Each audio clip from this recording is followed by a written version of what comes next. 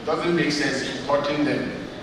Then the 5+5+5 ceiling is by removing fiscal and non-fiscal barriers and encouraging to 2.3, down to 1.4, then and is down again by 2025. Then there's also similar increase in importation. This is the result as at the end of that quarter. By the end of the year, definitely there will be increase in the import of raw materials. Then these measures also led to facility layout 61 submissions from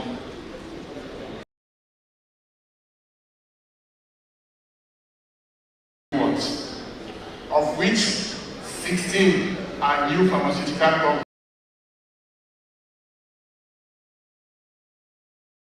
manufacturing facilities. Plus this 16, we now have 190 of foreign imported. Used to be 70 imported, 30 locally produced. We now have. We hope in the next few years it will be 40 imported, 60 locally produced, and eventually we're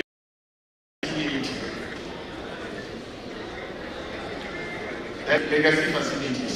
Examples, these are the examples of companies that have invested foreign in partnership with GMP compliant local manufacturers, which reduces reliance,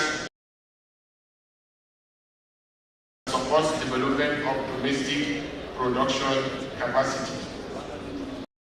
Contract manufacturing reflects a strategic move towards sustainable and scalable local operations to strengthen local manufacturing sector. We embark on massive public awareness campaign. Good manufacturing practice, good storage and distribution practice, good clinical practice, inspections, etc. We are promoting purchase from authorized outlets only. We are enhancing traceability and regulatory enforcement. We are also supporting local manufacturers on GMP capacity building. We also embark on training regulators and partners tools and procedures. We have deployed detection devices and kits. We also conduct risk-based surveillance. We have enhanced laboratory capacity and reporting platforms in sharing and fast-track testing. Response, risk assessment and stakeholder communication, mock-up and recall procedures are in place, legal enforcement and prosecution, destruction of falsified products, creation of national product database and watch lists, strengthening of interagency collaboration with relevant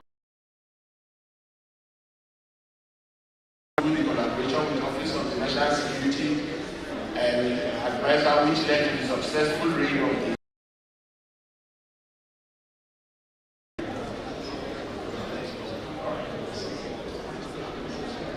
Thank you very much.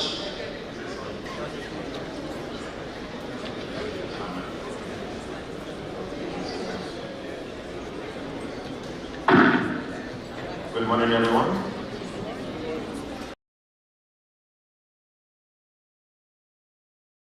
We have achieved here as a but recently, let's start by the presence of the Honorable Minister of State, Dr.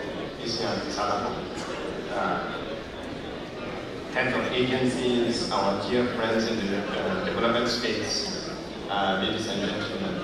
I can sense what we're right behind me, so I'm going to go right into it.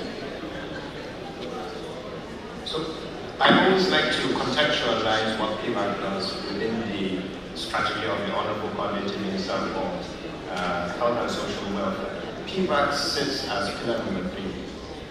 And what we try to do at PVAC is that we want to transform Nigeria's healthcare sector not as one that is a deficit on Nigeria's economy, but one that is a net contributor, one that creates it into a business case, and one that ensures that we're able to contribute And how we're set up is that we're set up by mandate by to increase the share of locally manufactured products. Second is to increase the share of high-skilled jobs as well as FDI into the economy. And thirdly is to reduce outbound medical tourism. So I'm sure you're quite aware that about $2 billion is spent annually on outbound medical tourism, and we're seeking to reverse that. Now, how we're structured is quite unique. Vertically, we consist of 5 ministries. So, can you see the screen? IT. I'm not going to see the structure of our people in the center. So I'll just pause it for a moment. Can we try and get it? Yeah.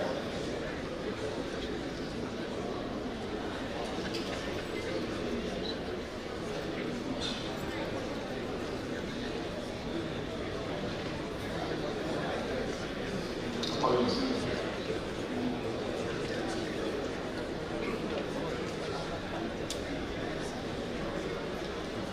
In the meantime, I would like to enjoy community's goodwill and give me a few extra minutes to my presentation while we try and sort out this IT issue.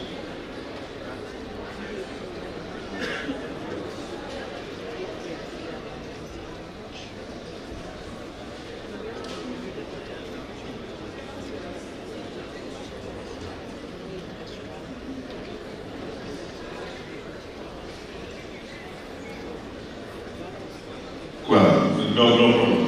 You still have your time.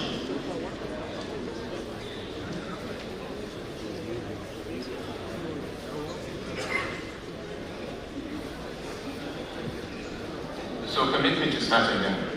And I think this is very important for all of the stakeholders here present, especially with our development partners and our private sector leaders who are here. So how PVAC is set up is quite unique.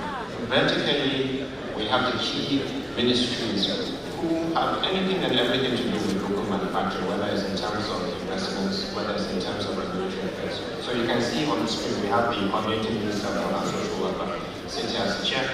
We also have the Minister of Finance, Minister of Industry, Trade and Investment, Minister of Budget and Economic Planning, and Minister of Communications and Innovation and Digital Economy, who sit as part of the PVAC committee. And then horizontally, any institution has anything and everything to do with regulation, they are part of it. NAFTA, PCM, private sector representation. I can see our colleagues from PMG here, as well as the key institutions such as BOY, our sovereign wealth fund as NSIU, being part of it. Healthcare as a business is a huge opportunity. Currently, we produce about just 30% of our products, but we are seeking to reverse that. And as you can see on the screen, some of the critical commodities that we produce, we don't have them. For example, 0% of our vaccines are produced locally. We seek to use this as a business case to go into vaccine production, therapeutics, etc. And based on our mandates, we have developed very strategic KPIs over the next 5 years towards 2030. I'll just go through quickly to talk about what we have achieved so far as PVAC over the past 2 years. So we have been able to work together with private sector players to establish a few manufacturing plants. We have been able to establish new strategic agreements. So for example, just 2 weeks ago, we were able to sign a landmark agreement with BIA, one of the world's largest manufacturers of biotechnologies, to set up shop here in Nigeria, as well as other key tech transfers such as mRNA tech transfer. That's for mRNA-based vaccines.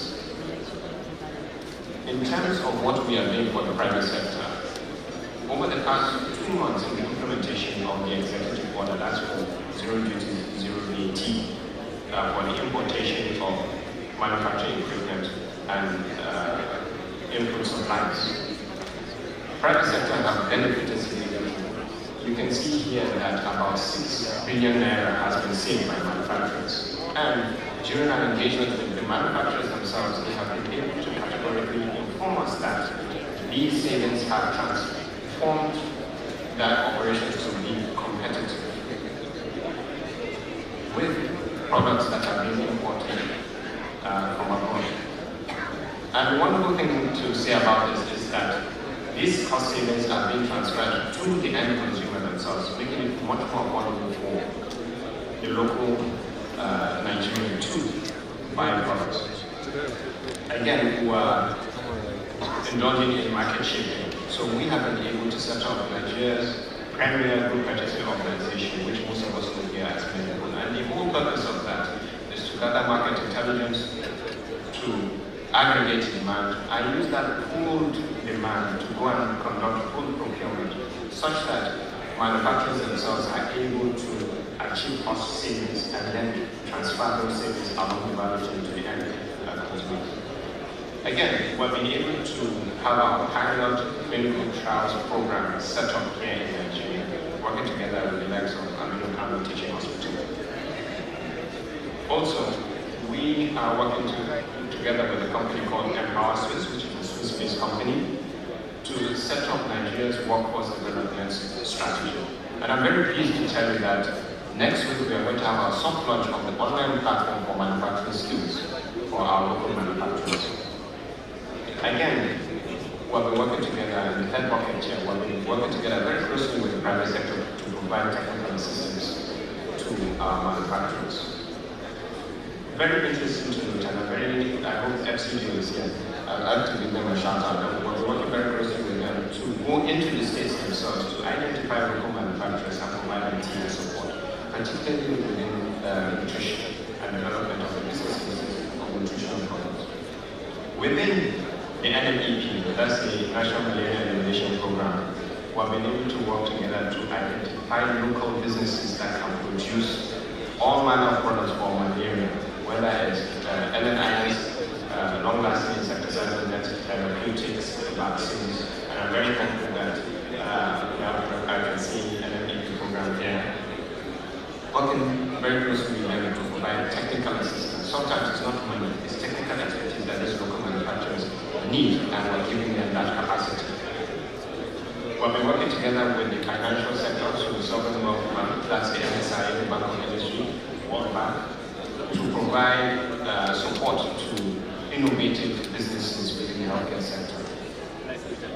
And the last bucket is that you the few figures. So very pleased to say that we've increased our pipeline of companies, that's 84 companies who have robust business cases, who we are working together with development finance institutions to provide the catalytic capital for them to engage in local manufacturing. So these are not just any Tom, Dick, and Harry businesses, these are businesses that have robust business cases who have undergone due diligence with us.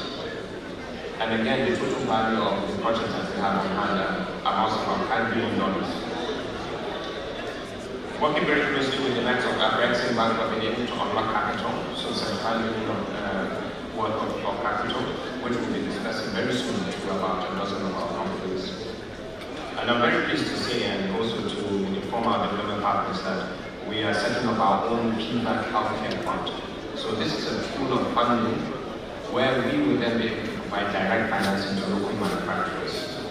In the first instance, we're looking at about 200 million, but again, we're talking to a few anchor investors to increase that value of amount so that we can invest in as many businesses.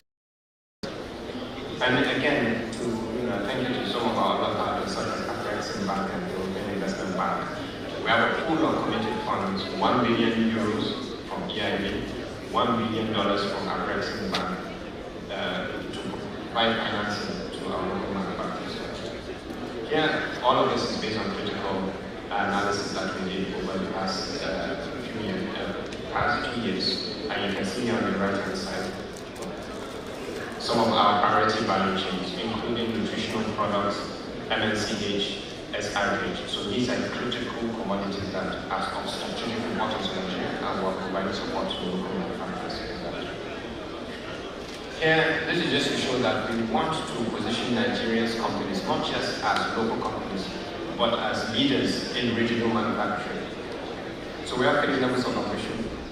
First ambition is to cover local demand. Second is to cover majority of demand locally, but then thirdly, to start exporting our products. And I'm very pleased to say that we have the likes of Barbados Pharmaceutical Industry, who we are providing strategic advice to start exportation of some of our products, as just one example. Here, you can see we work with everybody. Government agencies, state commissions of health, and our development partners. And again, DFIs play a critical role, but most importantly, our local manufacturers. We have a whole host of them that we're supporting. Here on the screen, you can see some of the landmark agreements that we've been able to sign over the past 2 years. And mind you, majority of these MOUs have been executed as we speak. So I'll give an example. Let's say that you may or may not know that unfortunately Nigeria has a global disease burden for malaria of about 27%. Yet one single bed net we don't produce here in Nigeria. All of it is produced in Vietnam. But I'm very happy to say that we're taking that same manufacturer and bringing them back to Nigeria. And we seek to have our groundbreaking ceremony in the first week of December. Here we're working together with USP, I'm sure everybody knows US Pharmacopoeia, to provide technical assistance to our manufacturers along the lines of active pharmaceutical ingredients for malaria products as well as for GMP, WHO pre-qualification effects. Here you can see pictures of Global Gases Group. So Global Gases Group is one of the world's largest manufacturers of medical grade oxygen. With significant in East Africa, and we're bringing them here to Nigeria. Here you can see we've signed an agreement with Siemens to assemble ultra sound equipment in Nigeria. Here Abbott, one of the US's largest companies, setting up shop here. Very happy to say that we have helped them identify a local manufacturer, conduct a feasibility study, and we'll be making investments, seeking to set up next year. This is one that I'm quite proud about. We signed this agreement 2 weeks ago, but behind the scenes we're helping to identify local manufacturers, in the form of Comedics, that conducted the feasibility study and are putting the finishing touches before setting up. Thank you, sir. Thank you very much. Please, round of applause for Pira.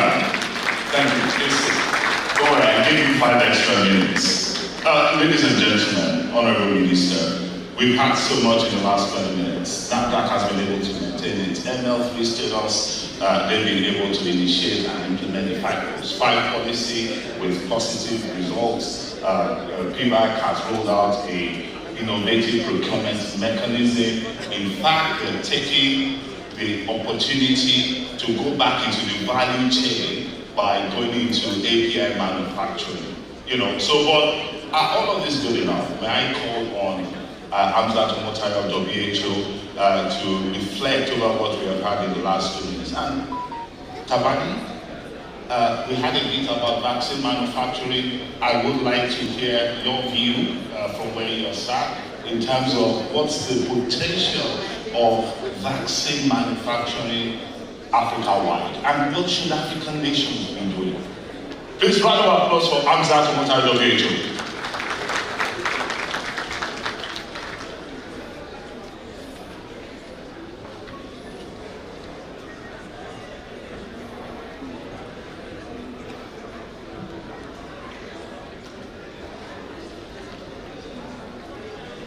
Good morning, Honorable Minister.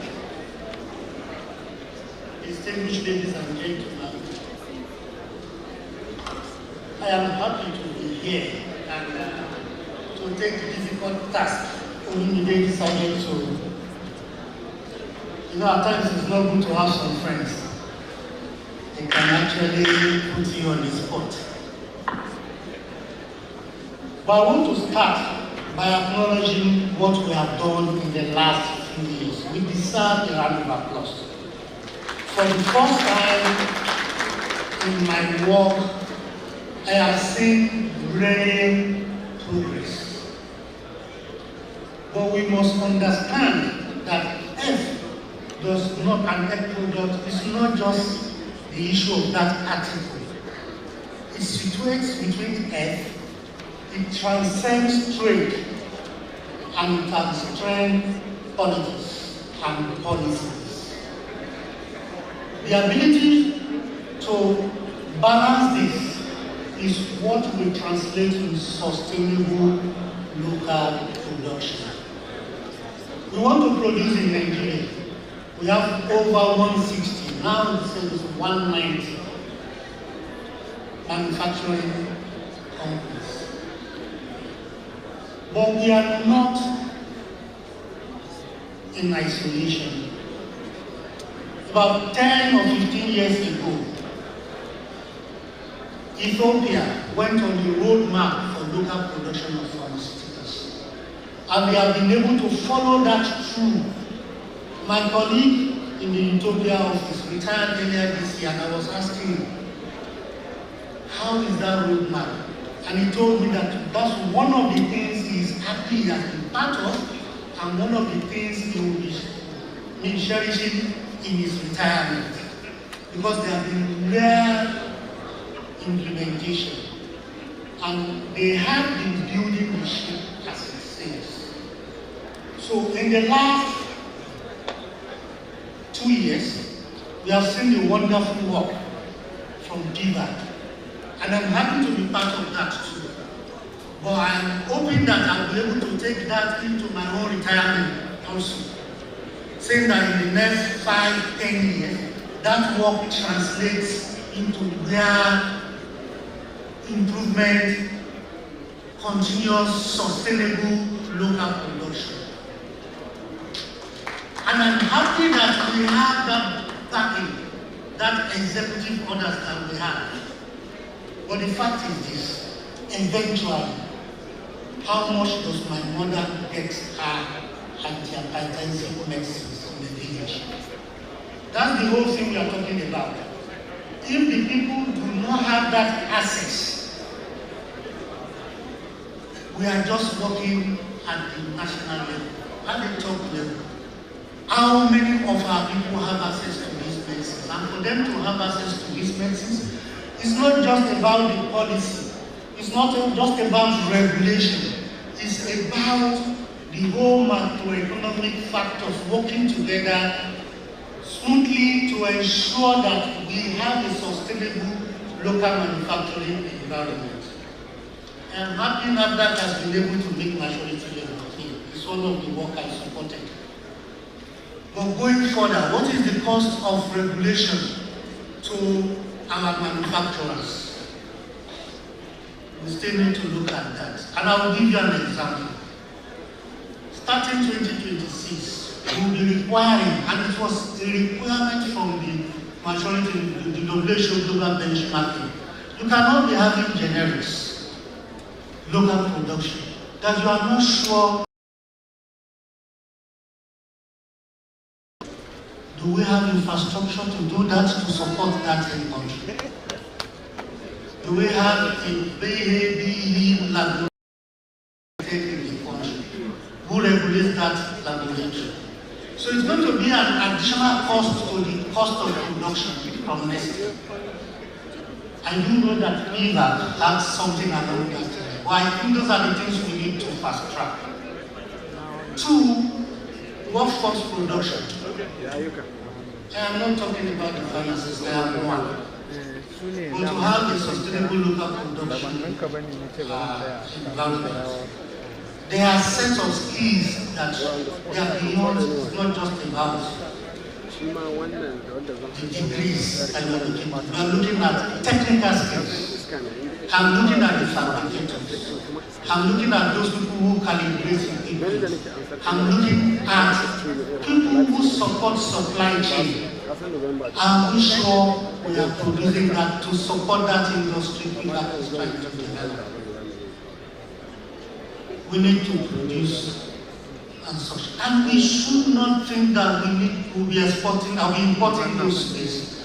We have colleges of the technologies in this country. The Ministry of Science, the Ministry of Education, the Ministry of Health, we need to sit down together and look at our curriculum to produce. Thank you very much, sir. Round of applause for Mr. your 2 minutes intervention. What's the hope of African countries making their own vaccines?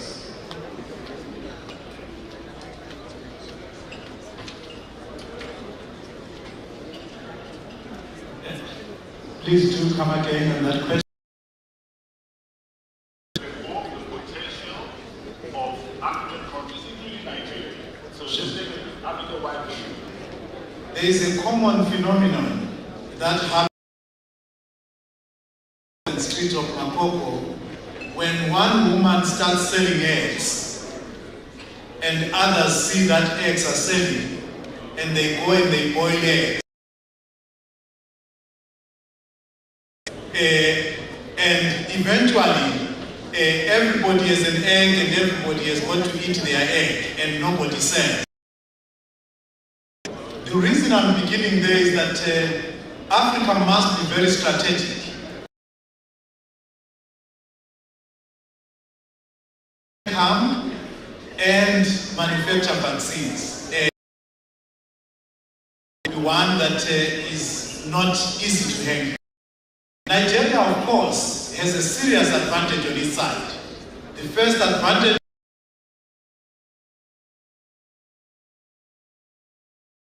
and so Nigeria has a home market, first and foremost. There has to be an important agreement with its neighbors to do it not just for its country, but it will do it for the continent as well, or at least at the minimum for the region. So that is about the market structuring and thinking about this from a sustainable perspective. Obviously, the regulatory pathway. I'm really encouraged to hear about the level 3 bedrock of any vaccine manufacturing. We need to get that regulatory side right. Understand what vaccines would be important. What we have done at Gavi, yesterday I spoke about the fact that Gavi had a replenishment. One of our best funded areas, and in fact overfunded areas, was actually our Africa Vaccine Manufacturing Accelerator.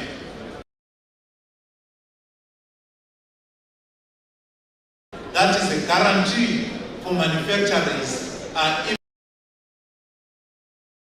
provide purchasing power. So I think the potential is huge, and I think the African political leadership has given us direction to go. But I'll end again in Makoko and say, not everybody.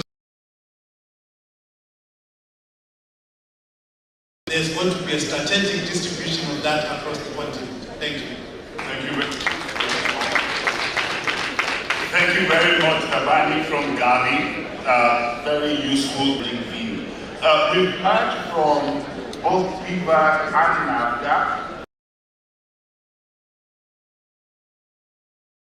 A useful case study from Ethiopians. That's very. Thank you so much for that. Look, the question. We have the permission of the Honorable Minister. About 5 questions from the floor. R4D, I'm looking at you because on essential medicines. So I will even start with you. Please show of hands if you would like, including after the looking into any questions. May I also ask Frank to come and join? Frank is the Executive Secretary of Pharmaceutical Manufacturers in Nigeria. He represents 120 of them who are manufacturing in country. Hey, oh my God, sorry. So please show hands. Meanwhile, can we please pass the microphone to the R4D team, just a 1-minute intervention on essential medicines, please. Engineer, if you want to give the private sector first.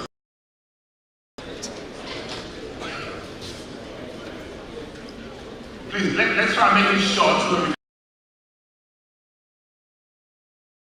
I'm very happy, the Honorable Minister, that we are here today. As from yesterday, I feel enlightened. But I wanted to give I want to give.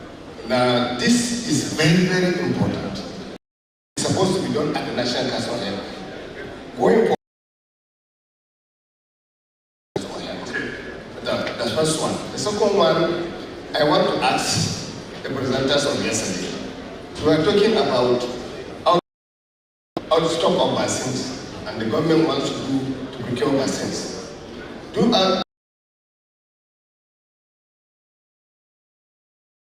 At some national level. And that was where the outbreaks still continue. Even the Penta were not there. Occasionally, most of the vaccines were not there. The second question. Thank you. I think it's vaccine. Because we have to stop this session now. It's feedback. It's really, things have the opportunity. This is we couldn't get the opportunity. I'm sorry, you know this is It's just one. Let me just finish. When we discuss about the reaching down. Please just show of hands, let me see whether the number. We had the opportunity of getting some commodity like that. Diphtheria anticonvulsant from abroad, through MSF, and since frontiers. What is their response? How long it takes 1 year. We have not got it. Just with the support of NPSCDA, through the director of the we were able to get only 180. 10,000 is still with NAFTA. Thank you. Thank you very much. Thank you. That's a Bauchi state. I'm not talking about it. Excuse me. Here. And then the gentleman there, and that will be come back. Thank you very much. Please go ahead. Thank you so much.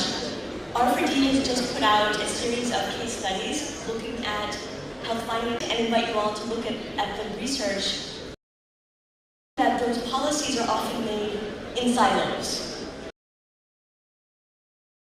The bucket of market shaping policy, and just encourage you to all sit at the same table while you're making health financing policy, market shaping, local manufacturing decisions, and thinking about strengthening your supply chain and finding alignment between those silos. Thank you very much. I personally found that case study extremely useful, and I think it's a bit ahead of the curve, but it will be useful for policymakers to take on board.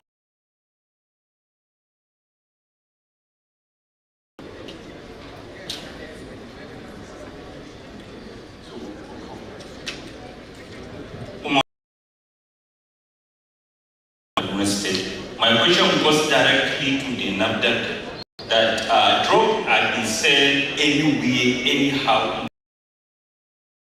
There was an initiative to have a coordinated call center across the So I want to know the update on that. We are a coordinated call center in this country. Thank you. Thank you very much. The last word from the floor. The mic is coming to you. And I'd like you to...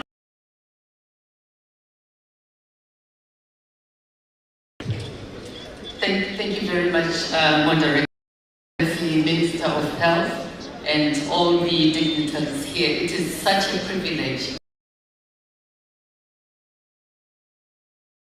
in the area of reproductive health. And as we said at the recent EU-Nigeria, we stand ready to support Nigeria's vision of local production. We already have experiences in Ethiopia, and therefore we stand ready, Minister and all the delegates, to support Nigeria's vision. The only ask from our side, we need to of what are those commodities, the low-hanging fruits that we can maximize so that we begin to see the progress in the local production. To support this vision, working with other UN agencies. Thank you very much, ma'am. We come back here. Frank, you represent local manufacturers. Is it a problem of capacity? Is it a problem of multiple regulations? Is it a problem of high cost of capital? If you could summarize, what are the constraints or challenges? Because it seems everything is addressed.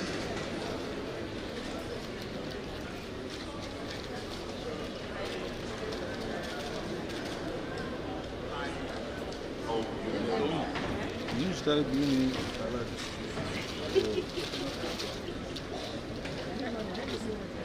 thank you so much, Olumide. Let me start from the good news is that we are transitioning.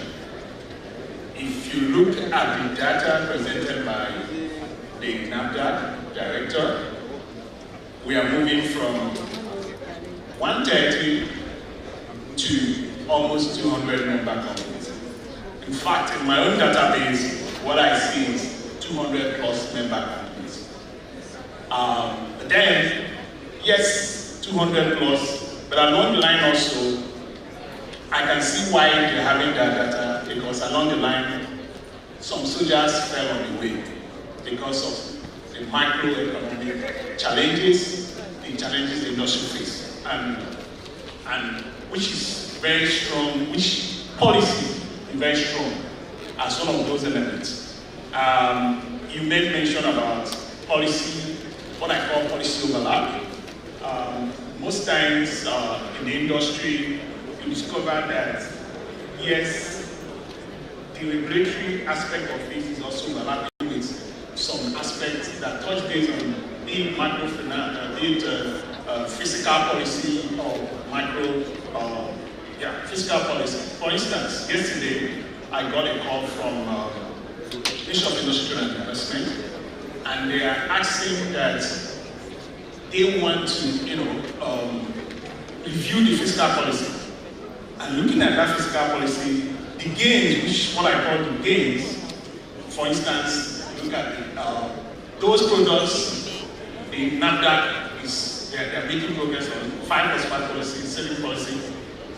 If you look at it from fiscal policy perspective, they want to see they want to understand why should they not open up that space, so that what the NAFDAC is regulating, the 5+5 policy, so that they will be bringing it into the country. And if you look at it, you discover that there will be a policy fee. From the industry perspective, they are looking at it to open up that space. So most times this affects the industry. So it will be counterproductive. It will become counterproductive. Okay. Engineer, moving private sector wide, if you were going to tell Minister Salako, now you have a seat at the table, private sector signed a compact yesterday, more broadly, what does the private sector really want to help us achieve universal health coverage? One question, one ask to Minister Salako. So, well, thank you very much for having me here, and I'm very excited about the compact. I think it's a groundbreaking event which took place yesterday. So for us, from the Healthcare Federation point of view, we have a wider lens, so we see from end to end. We're talking about manufacturing here, but we have to consider who is actually going to procure. So for us is, how do we continue to have a seat at the table so we can help bring private sector perspectives to help shape policy so that it's not fragmented. I think that we made significant strides by linking up with all the different agencies. So I think we're actually in a good place. We've signed with PVAC, we have linkages with NAFDAC, we have linkages with the NHIA and so on. So, I think we're in a good place. It's really to develop a roadmap. Okay. Look, it's always good to have a good story. Please round of applause for everyone. The private sector has to act. NAFDAC, you've had some comments from the floor. Just respond on any of the ones that Thank you very much. The first speaker spoke about having a product they've been pursuing the registration for up to a year. The registration process is automated. It's a process from application, submission of relevant documents. And if there's something that goes wrong with the submission, you go back to the platform, NAFDAC Automated Product Administration Management System, NAPAMS. There will be a compliance directive there. If you don't sort whatever the problem is, whatever the compliance is, if you don't comply, it will remain there until you go back. You are not encouraged to use a consultant, you are encouraged to do it yourself, so you should be checking the platform on a regular basis. What I can also say get to the root of this problem. Before we leave, he can make available to me the name of the product, and I... Okay, thank you very much. Yeah. Thank you. HAUSA? Thank you, and I want to reiterate that we should not be implementing our policies and intervention in silos. We need to look at the interaction. In fact, the half of the document I just came out, we really need to sit down and look at it. 2, we need to align the product we are supporting, bringing intervention to. Are they aligned to our essential medicine list? Have we prioritized the product and say, yes, these are the real critical ones that we need to do, which are the low-hanging fruits that we need to ensure that we're able to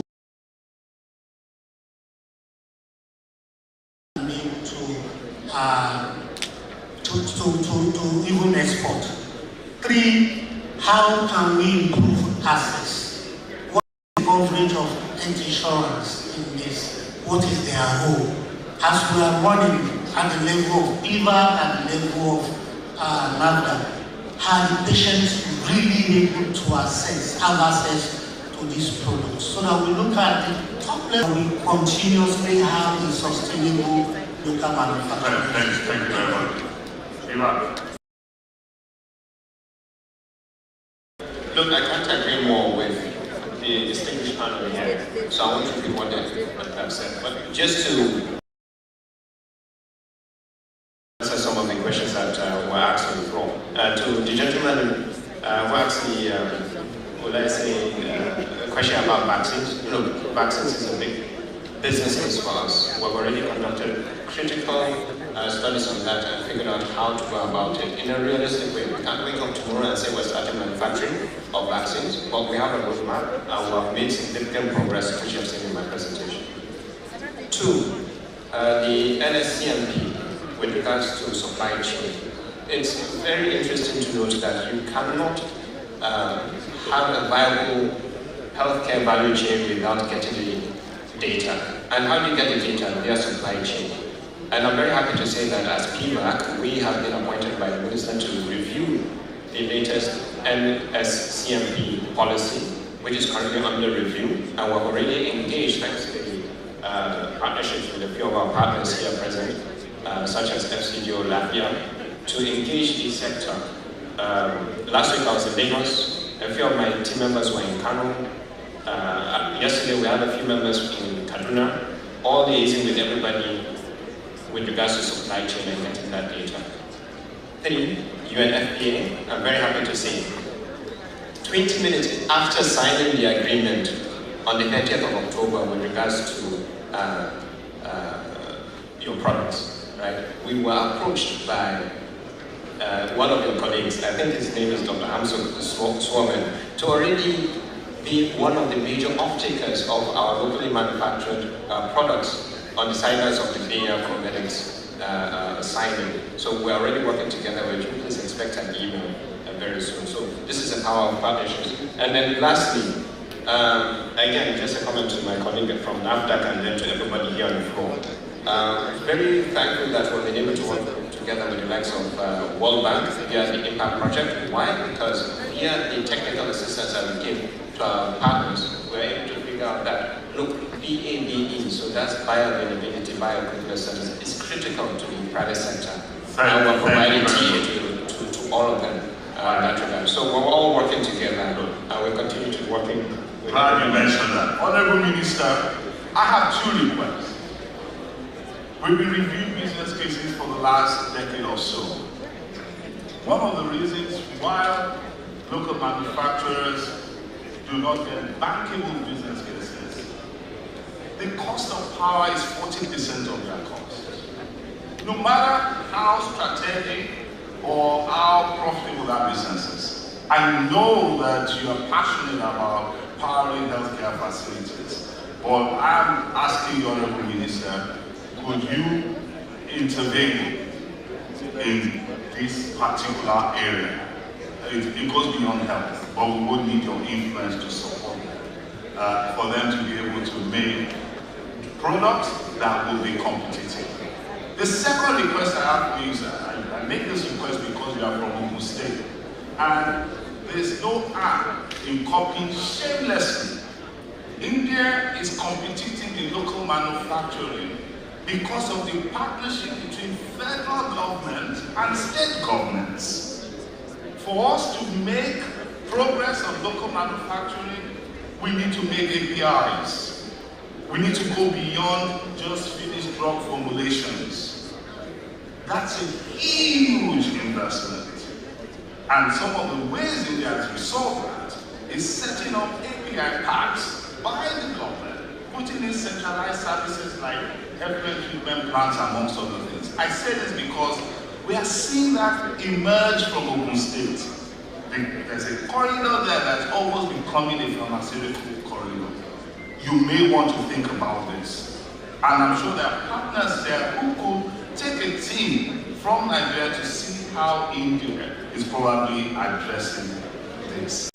Ladies and gentlemen, I think from what we've heard, there's been a whole lot of progress. If you look at the life of a drug, from the key starting materials up to intermediates, up to API, up to the finished drug formulation and the supply chain and all, there are things going on there. But like we heard from our colleagues from R4D, all of this somewhat needs to come together. Medical needs to be linked to the insurance market. That in itself needs to be linked to, okay, what are those essential medicines list? In fact, from the essential medicines list, you can derive what are the APIs that we need to produce the essential medicines list. You will be shocked how much of the essential medicines list, basic drugs, that we produce locally. Ladies and gentlemen, on that note, please a round of applause for my part. Thank you very much.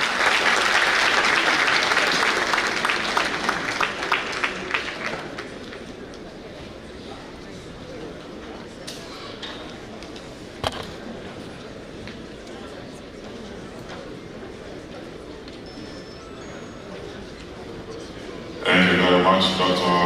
Olumide Okwala and his wonderful team. Let's appreciate them and to stepping down. Thank you very much. Thank you.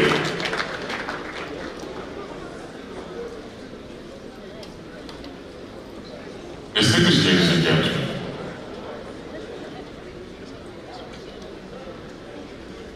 between 2024, when we had the first jab, and yesterday, we've continued to build on that foundation of 2024 with sharper insights, stronger partnerships, and a deeper sense of purpose. It's therefore my honor and pleasure to welcome here a man with over 5 decades of experience in medicine, a dedicated public health physician, health activist, public analyst, and community mobilizer. He will be taking a look at strengthening Nigeria's health system resilience for sustainable inclusive care. Please join us and welcome here the Honorable Minister of State for Health and Welfare, Dr. Joseph Adekunle Salako.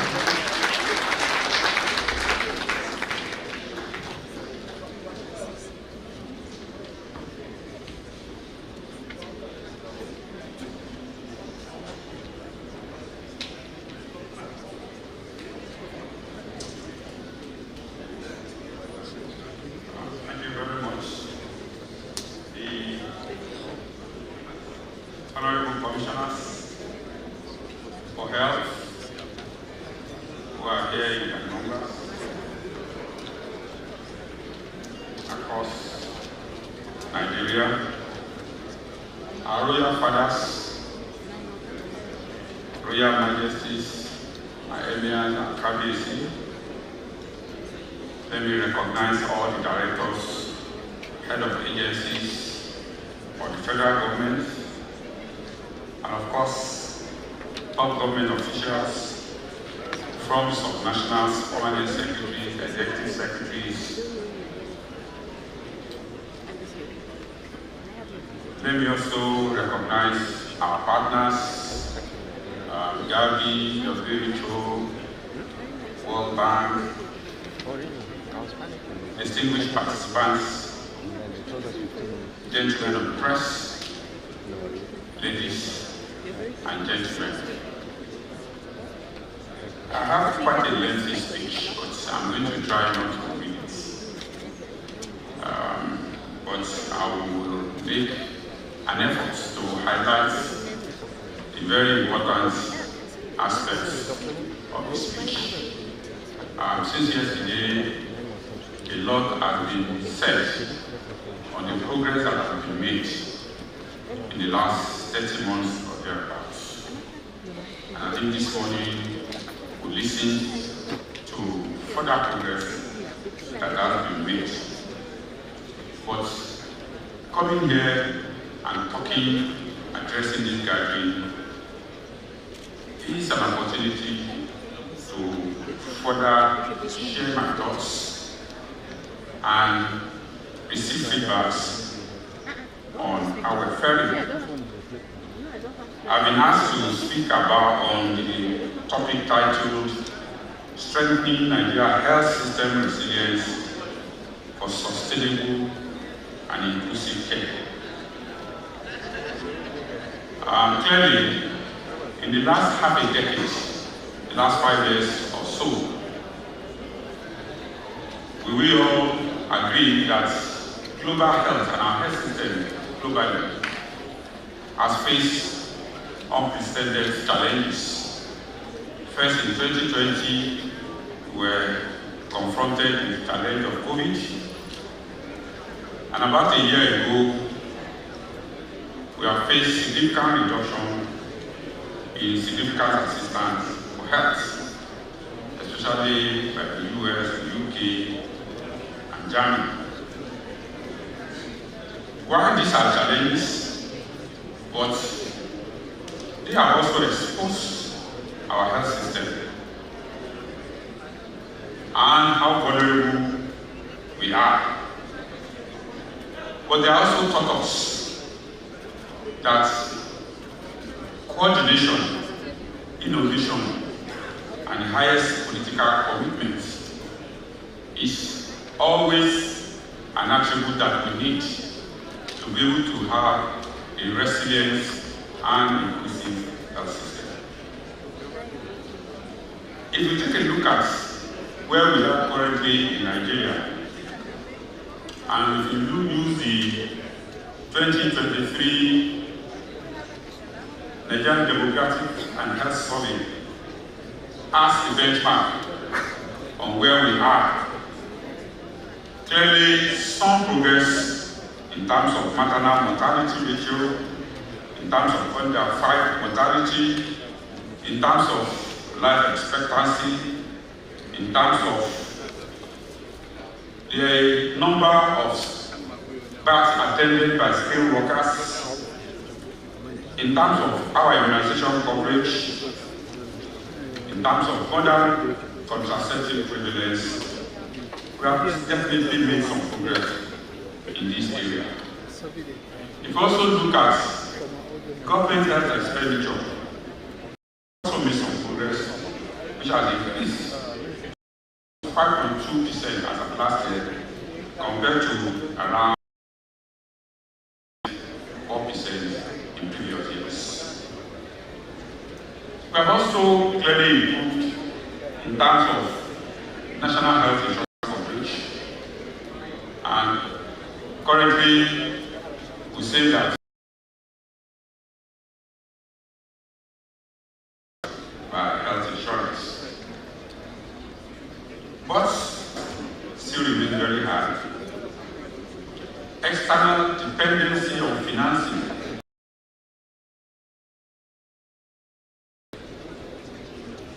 These challenges underscores that we need to sector. If you look at our primary healthcare system, of the 30,000 primary healthcare centers that we have, we know that maybe just about 30% of them are optimally functional.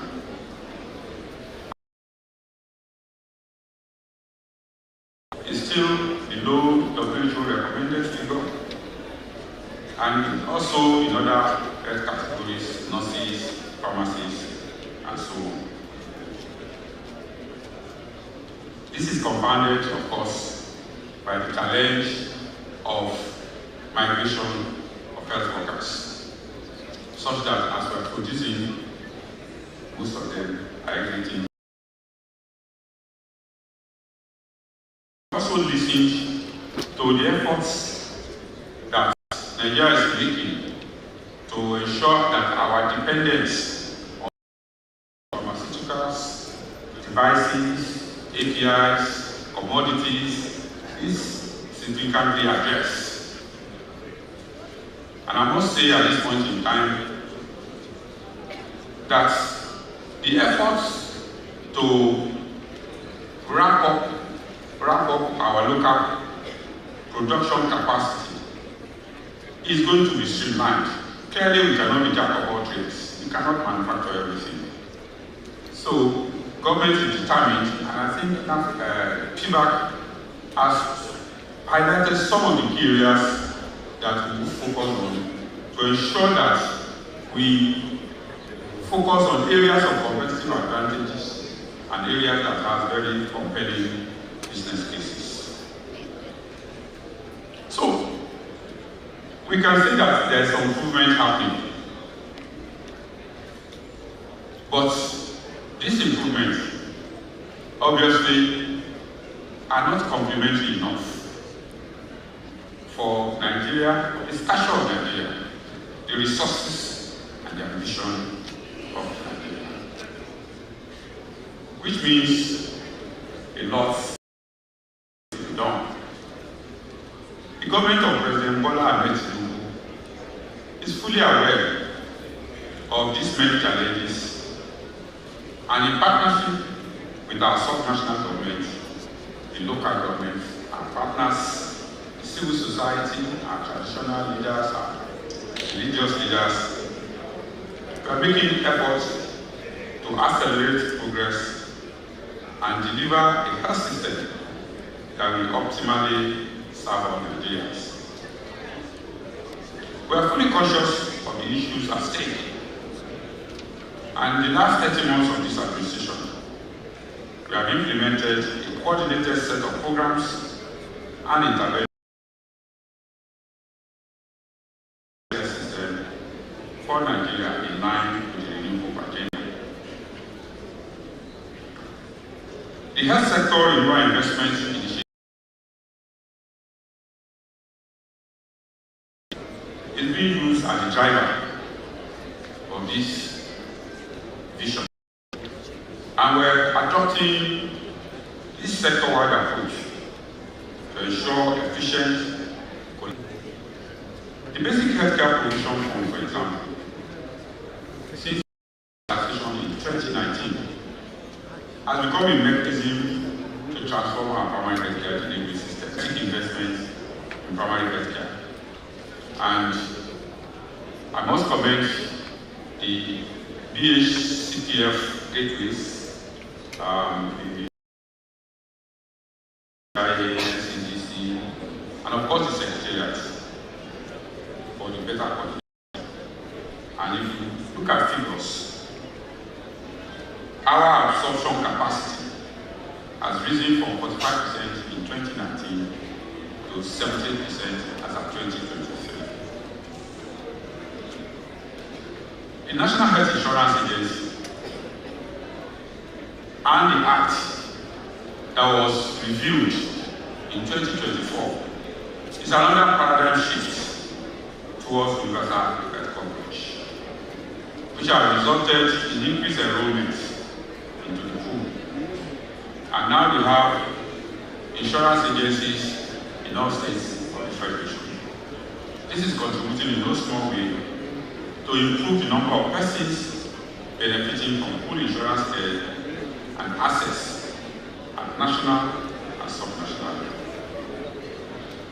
Through the formal sector enrollment the Vulnerable Group Program, and the integration of CPF, over 20 million persons have been enrolled into care through insurance mechanisms.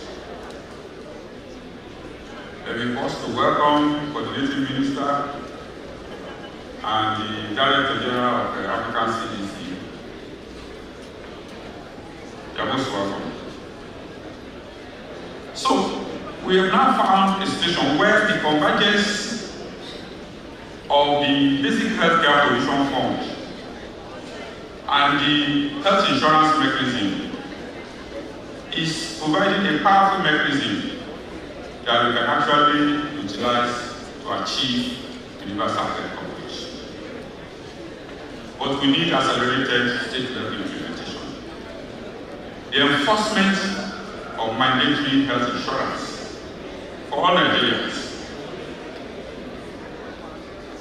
This is very important if we are going to accelerate that movement. And thanks to Mr. President, about a few weeks ago, Mr. President made it mandatory for all federal government MDAs, including private entities that are engaged in public procurement at the federal level, that they must ensure that they show proof of mandatory insurance for their workers. And I think that this is something that the state authorities, that private organizations that have businesses with government are also mandated of health insurance for their workers. I've also focused largely on strengthening primary health care through several mechanisms and programs. The National Primary Healthcare Development Agency and the counterpart in the states are expanding geographic captive areas for health facilities and access to basic health care, working with World Bank and other partners by making significant strides at state levels, working with state PhD boards across the Federation, and improving our PH governance structures in not less than 400 local governments across the country. PHCs have been upgraded with physical renovation, basic equipment supplies, additional deployment, which has seen the quality score of our PHC improve from 42% to 67%. And if you look at our disease-specific programs, we have recorded significant milestones and improvements. For example, our HIV/AIDS control program has enrolled close to 1.8 million people living with HIV who are on treatment. That is, and we have achieved approximately 80% ART coverage, 70% viral suppression, and PLCT coverage for 96% of HIV positive pregnancy.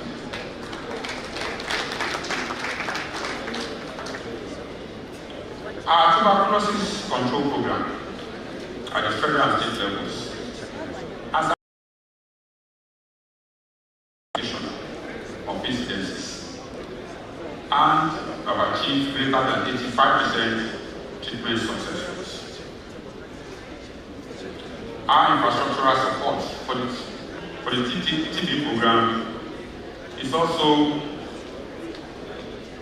improving, and currently we have at least 126 GNS sites across the country. With respect to our malaria control program, under the National Malaria Education Program, we have also recorded significant milestones. For example, in the distribution of insecticide-treated nets, which has increased to cover at least 70% of households with at least one ITN.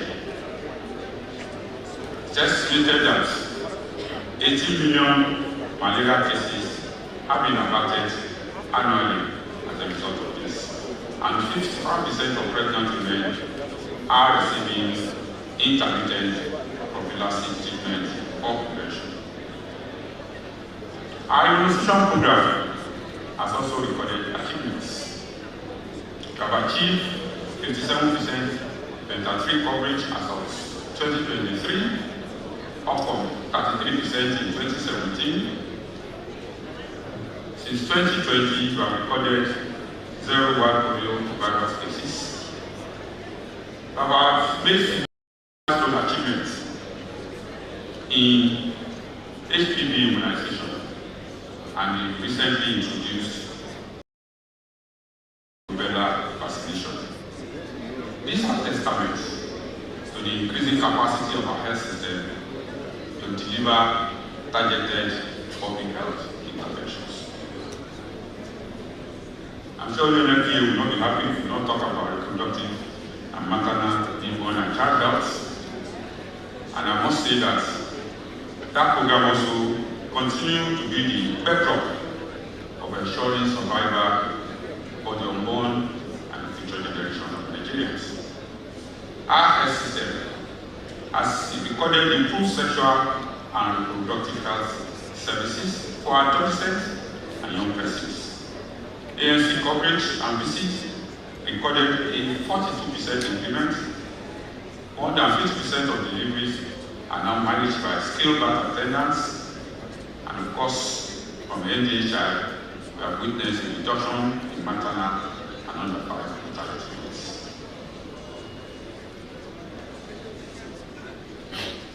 We have initiated and we continue to implement strategic human resource solutions for health.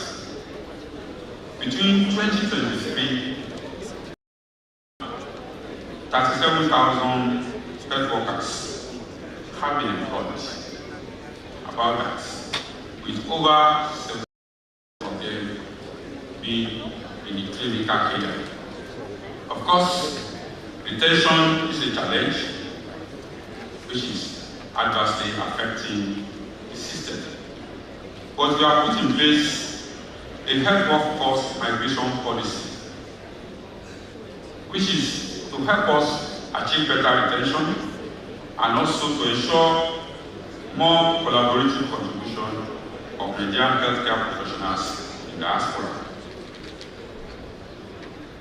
We have introduced the health workforce registry, expanded quota to produce more health workers. We are ramping up on-job training for frontline health workers. We are deploying community health extension workers.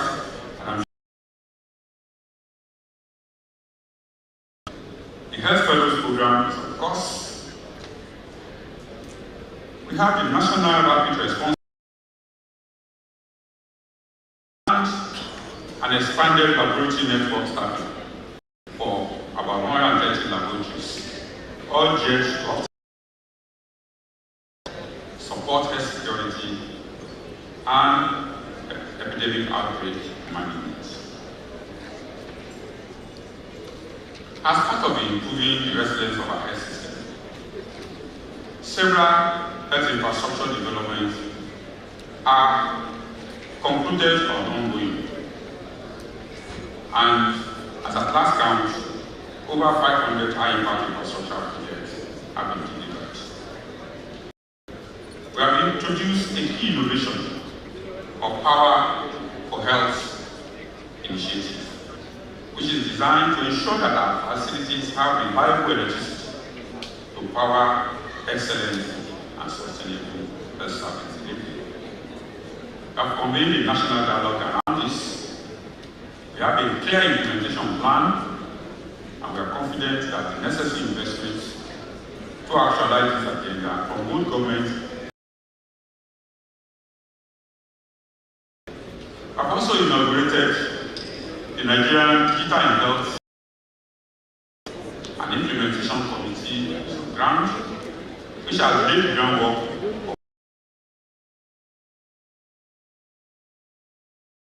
return, we have secured the endorsement of the National Council of Health for nationwide implementation of Nigerian digital health architecture. And today, about 70% of our federal tertiary institutions are digitized, cost to varying levels, but our aspiration is that by 2027, we'll have 100% digitization, and the excellent state mechanism can also be onboarded and put upstream.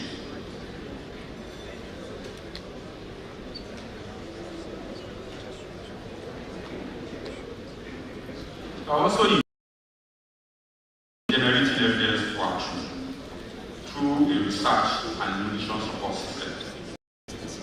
One of our proudest accomplishments this year around that has been our real focus on research and innovation as the backbone of policy system strength. Through our National Health Research Ethics Committee and the National Health Research Committee, advanced digital transformation of research governance and ethics review processes. So today, we are creating where we do not need to physically submit reviews or application for ethical approvals. So we have launched Nigeria's first electronic research ethics platform, supported by the US CDC and partners, as a pivotal shift towards transparency, efficiency, and a national data sovereignty in research oversight. Distinguished ladies and gentlemen, the lessons that were learned from COVID-19 pandemic are such we needed to scale up preparedness at country level so that we can confront new and emerging pandemics. The laboratory capacity for PCR testing in country has expanded from 5 to 29, with 7 generations. We have a robust disease surveillance and reporting system in place, and we are fully established 32 states for the Federation and the SOMAS platform state of our Federation, with 96% of our local government now connected and able to report real time. Thank you very much. I think every citizen is an excellence that deserves an applause. Thank you. However, despite this commendable progress, we are still faced with significant challenges that impede our march towards health system resilience. These challenges are multifaceted, ranging from funding gaps, existing fragmentation and coordination challenges that are yet to collapse, the persistent and threatening human resources crisis due to brain drain, and if you visited our hospital today, they will tell you that their number one challenge is brain drain. We have a top-heavy workforce because the young ones are not staying, and we still battle with industrial actions in the health sector. There are still inequalities in urban-rural distribution of our health workforce. Our quality of care has not been well standardized.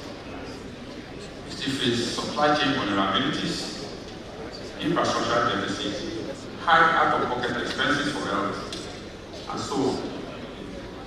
However, we have refused to define our challenges. Rather, we have taken a determined stance to change the narrative, now, once and for all. Based on evidences from our interventions and persistent gaps, we are committed to continue to challenge the status quo by thinking innovatively and sometimes disruptively, implementing ongoing efforts with greater determination and fidelity, advocating for additional support and collaborative partnership, and continuously monitoring and holding ourselves accountable for results that we are currently doing at this JAG meeting. In specific terms, we will continue to push for health financing reforms, and we are making cases for increased budgetary allocations. We will continue to ensure guaranteed BHCPF release, improve capital expenditure release,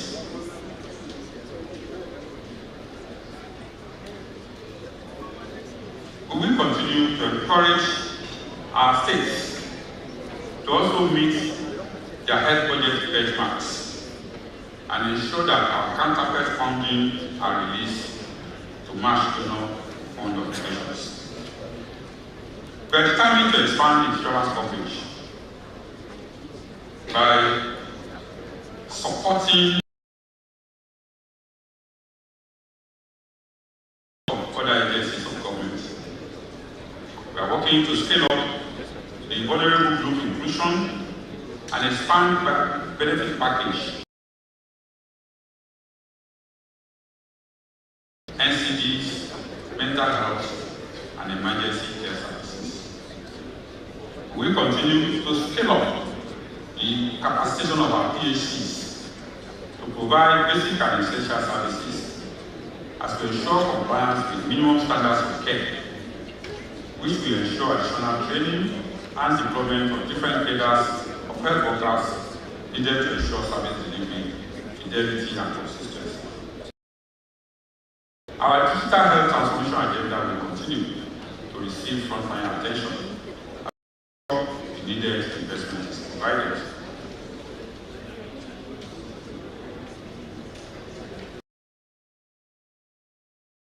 Without commodity security, there cannot be health security. And as such, we stay step working with agencies to guarantee innovative approaches, including supply chain digitization processes and transparent commodity forecasts, procurement distribution, and accountability system. Our human resource for health remains a strategic asset that we will continue to invest in to sustain efforts through initiatives like rural retention incentives. And to further strengthen the capacity of specialist care, we are publicizing our diaspora engagement plans. The previously tagged brain and Japa to Japada. As part of our, thank you very much, long-term sustainability plan, we are prioritizing building a climate resistant, including solar, gas, hydrogen-powered energy systems, which is really the nucleus of our power health initiatives. Obtainable from this initiative to further finance resilient health system enablers in our facilities. We will continue to demonstrate responsible leadership on platforms like the JAG, like the NCH. We continue. We will both at the federal and state levels, and we will ensure judicious use of allocated health resources. Your Excellencies, the theme of this joint annual review, all hands, one vision, and the topic of this address, strengthening Nigerian health system resilience for sustainable and is far beyond rhetoric. This is a clear reflection of our determination and opportunity to reduce collaboration and collective responsibility of a resilient health system. Our resolve is to build on what is working while addressing forward requires strong political commitment to prioritize to release allocated funds promptly and fully, technical excellence in designing and implementing,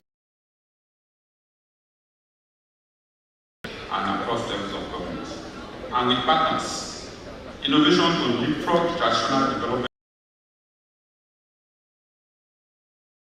who deserve accountability to our people, who deserve quality, accessible, and affordable healthcare. As we therefore conclude this joint annual review today, I will call on every stakeholder represented here to renew their commitment to the health and the strengthening of our health system. Let this era be remembered as a period when Nigeria made a decisive turnaround towards universal health coverage and health system resilience. Only healthy can translate to a healthy nation, and only a healthy people can produce a prosperous, secure, and great country. Let us join hands to deliver health to our people and make Nigeria great again. And so, Nigeria shall progress. Thank you.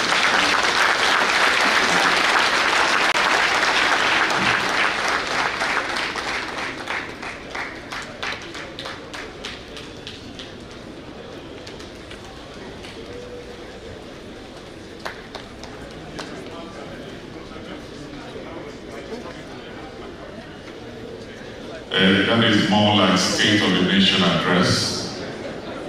Can we put a hands together for him, ladies and gentlemen? He was talking the Honorable, the Coordinating Minister for Health and Social Welfare, and his greatest fan in Nigeria, Professor Muhammad Ali Patel, walked it. I welcome you, Honorable Minister. Thank you very much. And he walked in with his brother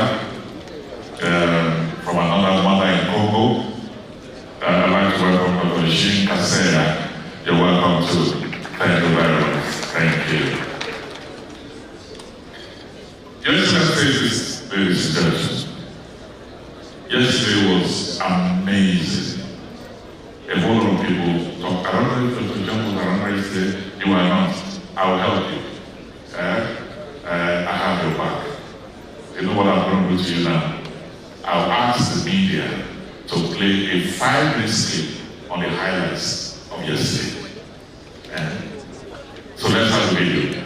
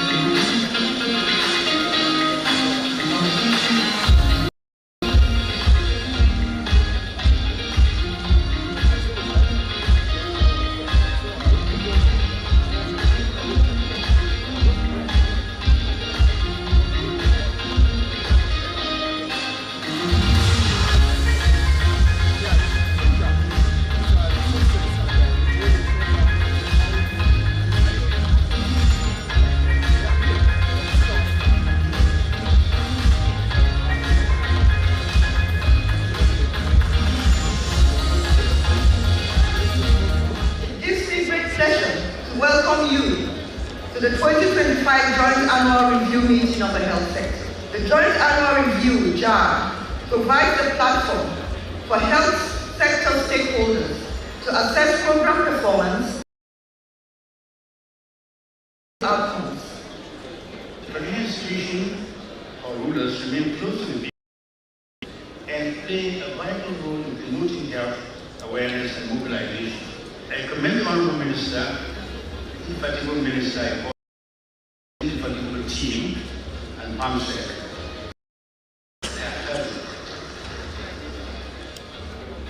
It is therefore encouraging to see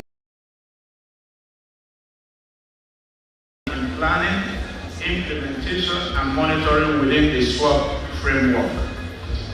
What has not? Institutional federalism brings leaders and men are expected to work together, and that is why this louder implementation and consent.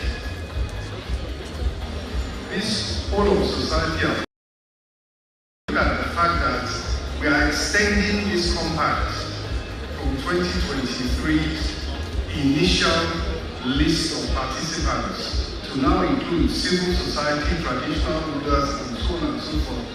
It's important, as was said earlier, that we mobilize resources to the maximum. Nigeria's commitment to the one report, one conversation principle and the integration of the joint annual review within the sector-wide approach and the sector review investment initiative framework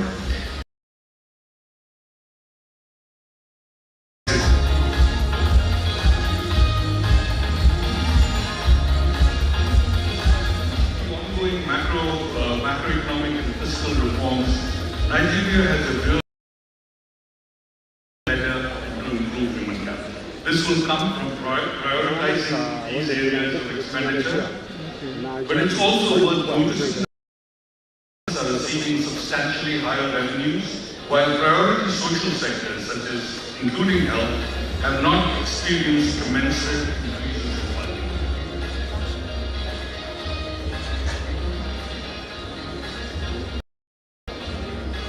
The important processes that we have put in place to reduce fragmentation, improve coordination, to enhance country ownership and other key SWOP principles are now yielding tangible results. The data reflect real progress, but also remind us that there is unfinished work. We must consolidate the gains and continue to expand health insurance coverage, especially for the poor and vulnerable. Above all, we must continue to strengthen the primary healthcare system itself, which remains the bedrock of our journey towards CMC. Our goal is clear: universal healthcare for every Nigerian, regardless of location or income.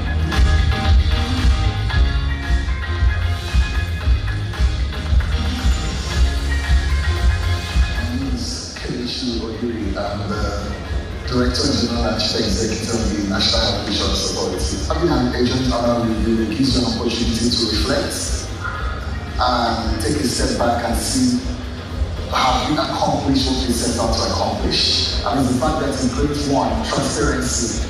So we put it out there, what's working well, what's not working as well, so that people see it, people can review, and people can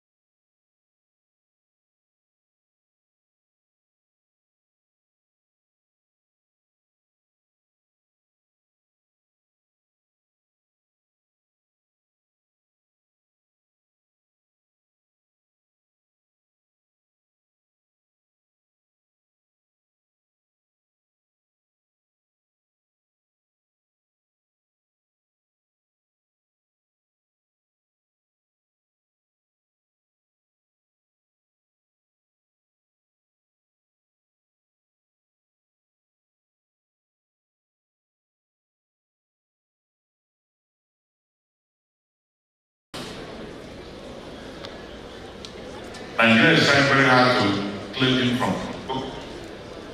Congo is refusing, but we love him. Amazing medical doctor with over 25 years experience in public health research and policy development. He's a medical doctor with advanced degrees in epidemiology with African Centers of Disease Control in 2023. Diseases have been running into corners, running away from him. They don't want to see your face. We thank you for what you have done. We thank you for keeping the continent safe. We thank you making Africa smile as broad as you're smiling. Distinguished ladies and gentlemen, let me welcome here Dr. Shinkasaya.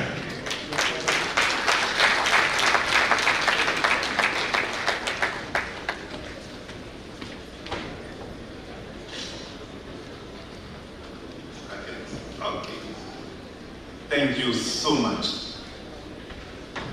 Your Excellency, my dear brother, Professor But,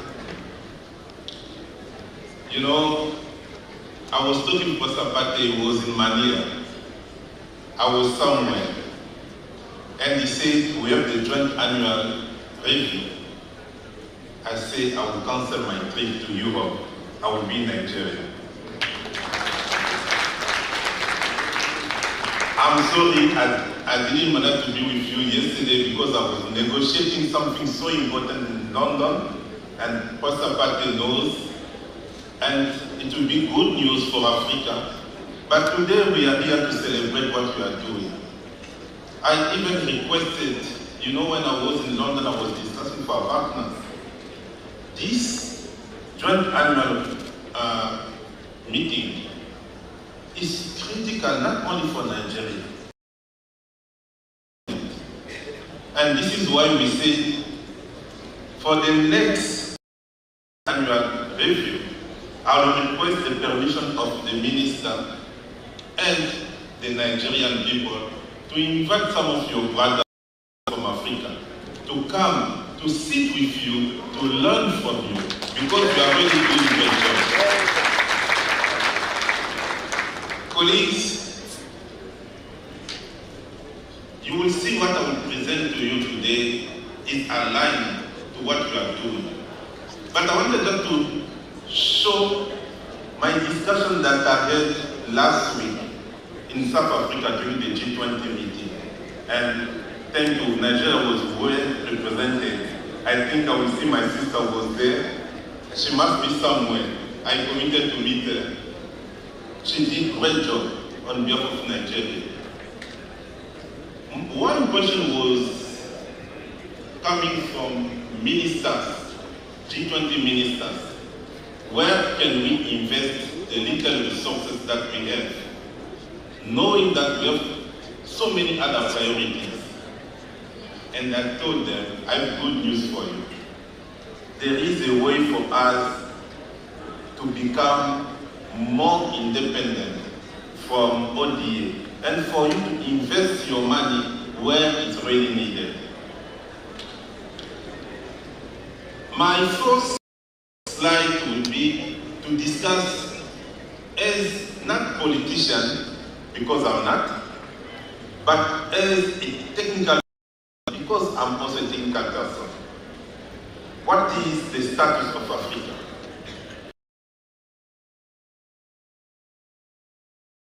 And financing in Africa, the main source of funding in our system is out of pocket.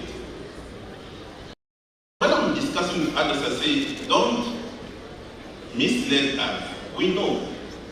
And this out of pocket, it's moving from almost 25 to 70%, 75%. But the average is 40%. What it means, as we know, because we are all specialists here, it means poor people paying. But we'll see what we'll do as a solution. The second one, the dependency on ODA. We still have more than 20 countries in Africa who need more than 30% of ODA for the health system. And in some fragile countries, they need more than 60%. This one also we know. What also we know is the average of domestic resources, around 7.4, were here in Abuja a few years ago when we decided this target of 15%. In some countries, and I see Nigeria is also moving, and this is good, but mostly in Southern Africa and in Northern Africa, the private sector is also contributing a lot. But in Sub-Saharan, if we exclude Southern Africa, it's Nigeria moving. Then, when we just zoom in the budget coming from the government, where money is going, mostly paying human resources. A country like Kenya is providing 55% of their budget to human resources, Malawi 58%. And the average is around 50 to 60% what government are paying. You will see the second one is the procurement of health commodities. The average is around 25 to 35%. We have countries providing even more than 45% of their national budget for health commodities. And the third one is infrastructure, equipment, and maintenance. Look, colleagues, when you have money for HR, you have money for procurement, you have money for infrastructure and maintenance, how much do you have for other critical areas? This is where our issue is. This is why we are so much dependent on OD. Then, we start now to talk. When we start to discuss inefficiencies, I'm giving you with a reference. It didn't come from a discussion in a room. No. We went to look for all references, evidence-based. Colleagues, when we are talking about swap, what maybe you know, maybe you don't know, but let's agree on something. Lack of integrated planning process is costing us more than what we are expecting. Just if we manage to cut this one, to put that together, to have one plan, we are saving around 20 to 40%. A country like Mozambique was telling me with a study we conducted there, we are saving 38% in Mozambique by having one plan. Then, swap in Nigeria is the starting point. We need to believe on that because it's evidence-based. The second one, what we call ghost workers. All of you now, you know that I come from DRC. Do you know that annually this country is wasting $800 million with ghost workers? Not 800,000, I'm talking about $800 million. In some regions, we have around 40% of staff being ghost workers.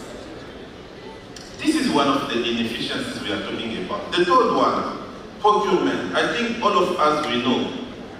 And the decision made by the President of Botswana, who said middlemen are requesting 10 times the real price. And he said, we have a markup of 800% because they didn't use the pool procurement. Now that we are supporting Botswana, out of the $100 they wanted to invest, they are saving $70. This one is another area. And the fourth one, it's about inefficient service delivery. The state minister was telling us the progress we made taking care of people with HIV, diabetes, high blood pressure. Do you know that by just combining the services, we are saving around 24 to 50%. This is also evidence-based at that level. This is why we are here today. Because we come here to voice to what you guys are doing. We come here to tell you you are on the right way and we support your approach. Colleagues, just by bringing together the swap, you are saving 20 to 40% depending on different areas. But in your country, you know better how much you are saving. You are cutting inefficiencies you are cutting fragmentation, you are cutting weak governance. Because your SWAP you are putting in place, I was meeting my brother, the young person who's leading SWAP, even I said to the minister, it's time now to release him, because the continent needs him. I think we will not fight the minister. We'll agree on that. This is what we need in Africa. We need all countries to talk about, call it as you want, SWAP, compact, investment case, but we need one plan. The second one, you know, Nigeria is a blessed country, 200 million people, but around you have countries with less than 5 million people. They are suffering to procure commodities. But if we come together, first, this one will help the agenda of local manufacturing in Nigeria. What Nigeria is manufacturing, not just for Nigeria, it's for the whole continent. Second, it will also help other countries like Botswana and Namibia not to pay 10 times what others they must pay. The third one, and the state minister was talking about it, you cannot deal with out of pocket with ODA. You deal with out of pocket by putting in place a national health insurance scheme. We have this example from Rwanda, when they managed to put the community-based health insurance program, they moved to around 88% of people covered and 88% of out-of-pocket gone. You can imagine if in Nigeria you can cut out-of-pocket by 88%. I think the world will migrate to Nigeria because it will become another paradise. Yes, I was amazed to see the Minister of Finance was here yesterday. Colleagues, believe me, I attend this kind of meetings in many countries. Minister of Finance, they don't attend.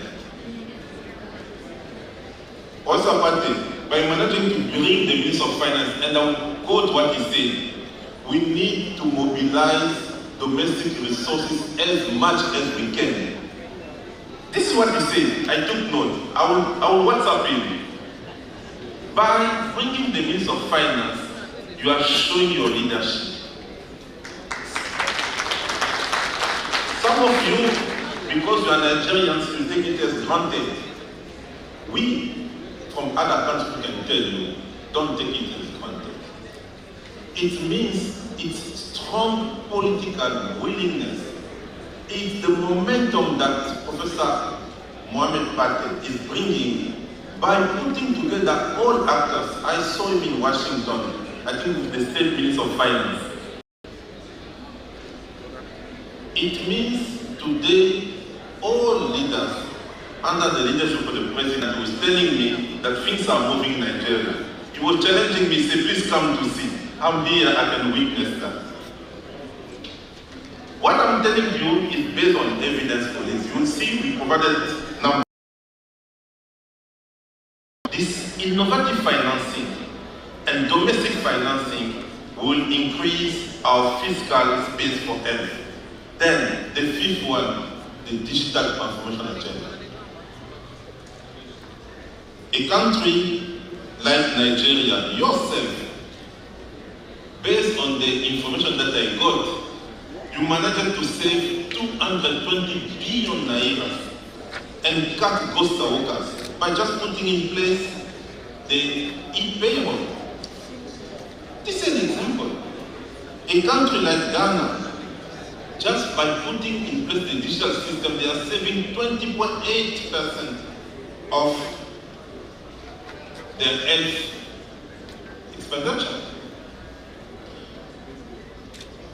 Colleagues, you didn't see me starting by ODA. You didn't see me starting by partners. I started by how we can do something that is possible for us to do.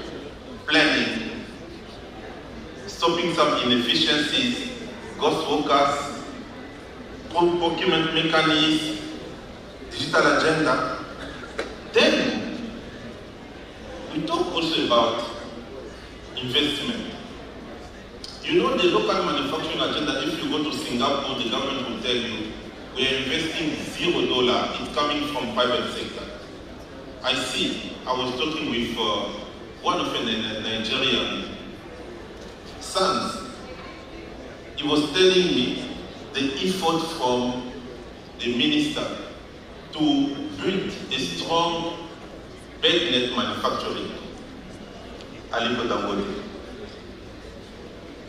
And I was so impressed to see Aliko telling me what the sector is doing, most of these private sector colleagues, to invest in our country and in our continent.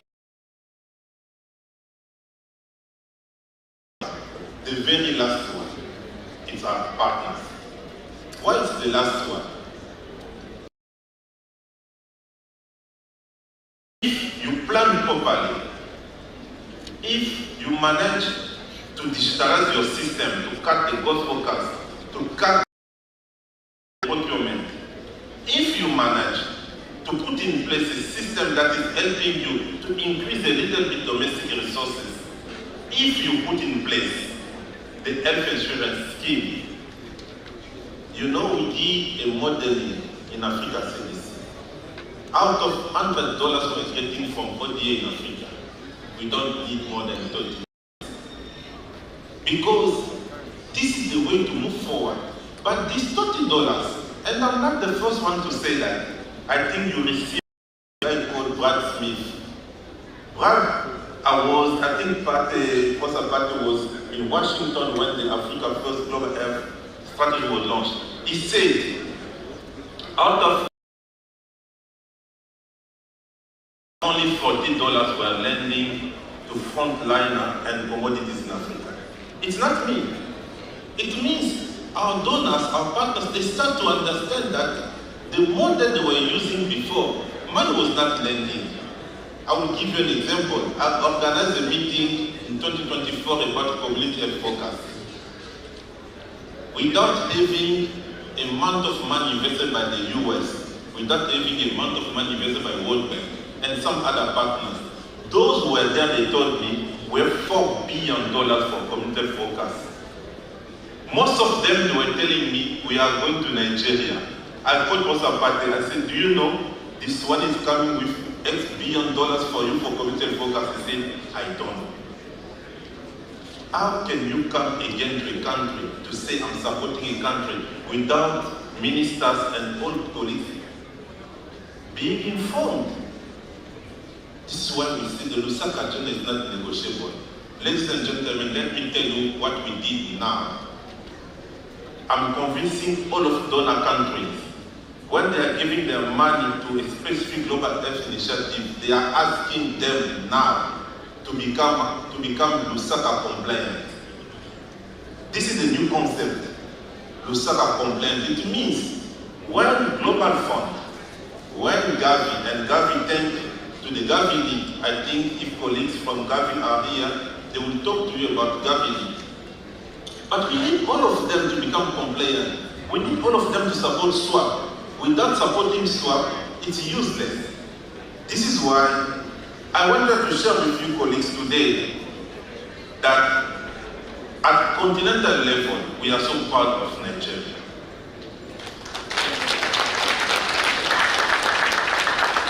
When Nigeria will continue to make progress, I think by next year, because now we agree with a number of donors, with the G20 partners, that will take Nigeria as one of the few countries where we will integrate everything and see what is the success we are making. We just have 2 years to make these things moving. Let us take this opportunity. Professor Pate, thank you so much for not only inviting me for the wonderful job you are doing. I want you to say we are proud of you. I came here for the world to know, because if Professor Pate is talking about Nigeria, they will say he's Minister of Nigeria. If me I speak about Nigeria, they will say it's not Nigeria, it's neutral, and can really witness the progress this country is making. Thank you so much.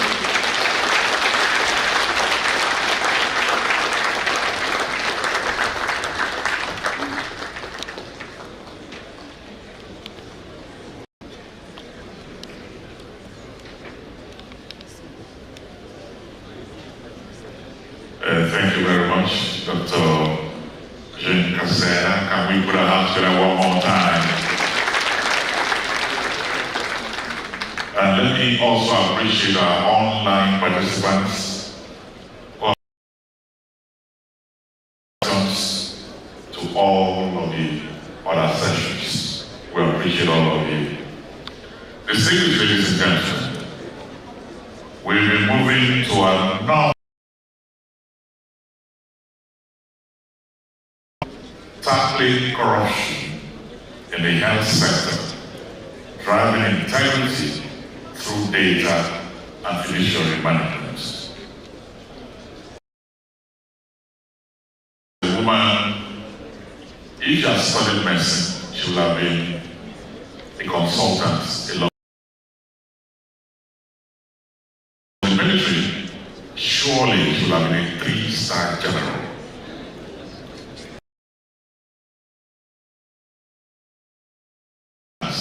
Over 4 decades romance with the health sector. This is watching our program.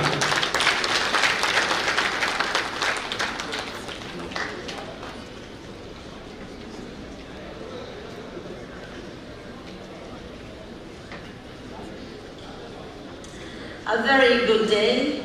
The coordinating Honorable Minister of Health and Social Welfare, Professor Mohammed Ali Pate, brother, Dr. Jean, thank you, very distinguished ladies and gentlemen. When we speak to corruption in the health sector, I begin to wonder which of the arm that we really want to speak to.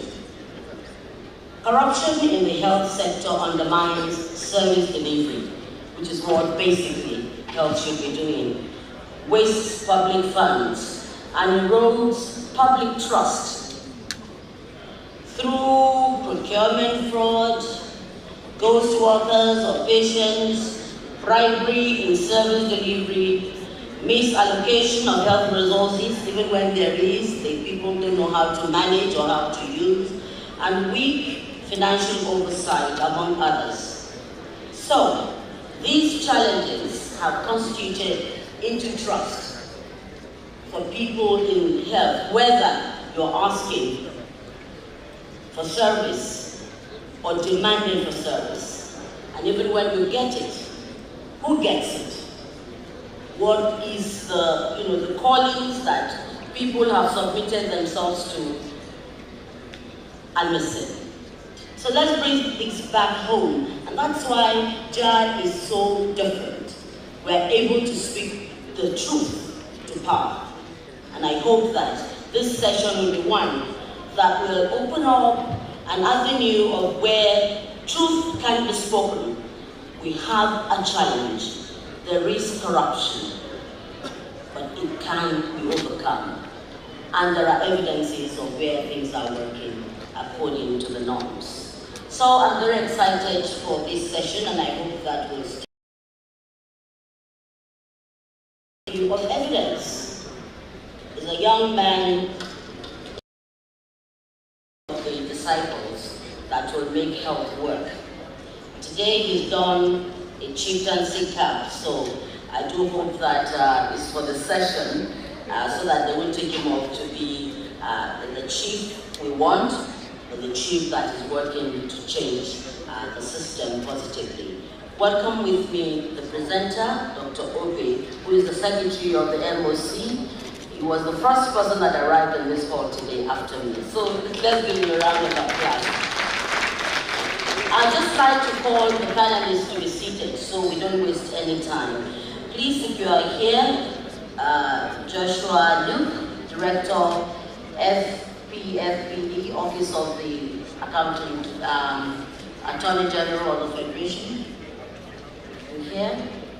Prince Adeyemi Adeniran, Statistician General. We're here, we'll have his representative. And of course, my own very special sister, Dr. Amina Ahmed El-Iman, the Honorable Commissioner of Health from Kwara State, the best state in Nigeria.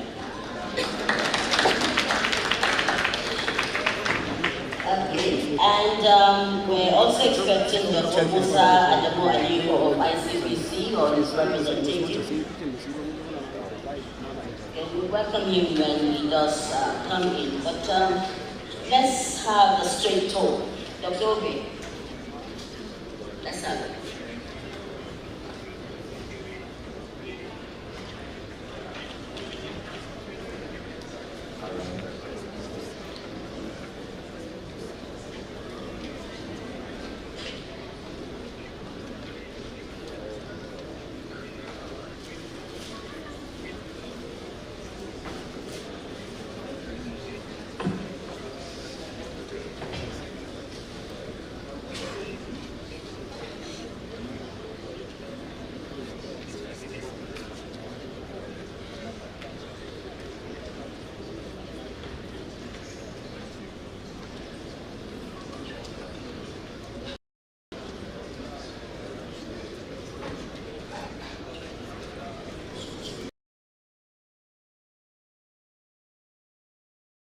Honorable Coordinating Minister of Health, Director of the Federal Ministry of Health, Honorable Commissioners here present, Chief Executives of States, National Program Leads. I would like to beg and start an existing protocol. My name is Dr. Shawemi Obe. I am the Secretary to the Ministerial Oversight Committee at the Federal Ministry of Health. So this session is about talking about how we together as one can actually tackle corruption in health through data and fiduciary management. So my role this morning is just to give, through a few slides, just bring about new perspective to how we usually think. So more often than not, when we talk about corruption, we're just looking at monies and people that invest in monies. But there are other more subtle aspects that affect health, and this is what we're talking about here. So, I think yesterday, thank you so much.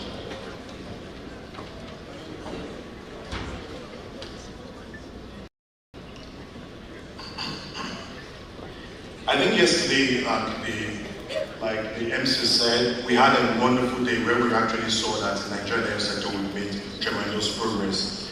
Progress over and beyond what you're seeing on my slide, on the left side, which comes from the NDHS. But we also agreed yesterday that our progress remains largely for this week we've been discussing since yesterday and continue to discuss through the job.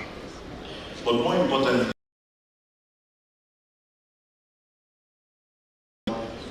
it's how fiduciary management, how fiduciary or fiduciary management and our use of data can actually be undermining what we aim to achieve. I think there's no better time than now that we've had a strong political commitment to health, the Nigerian Health Sector Renewal Initiative, and the redesign of the Basic Healthcare Provision Fund.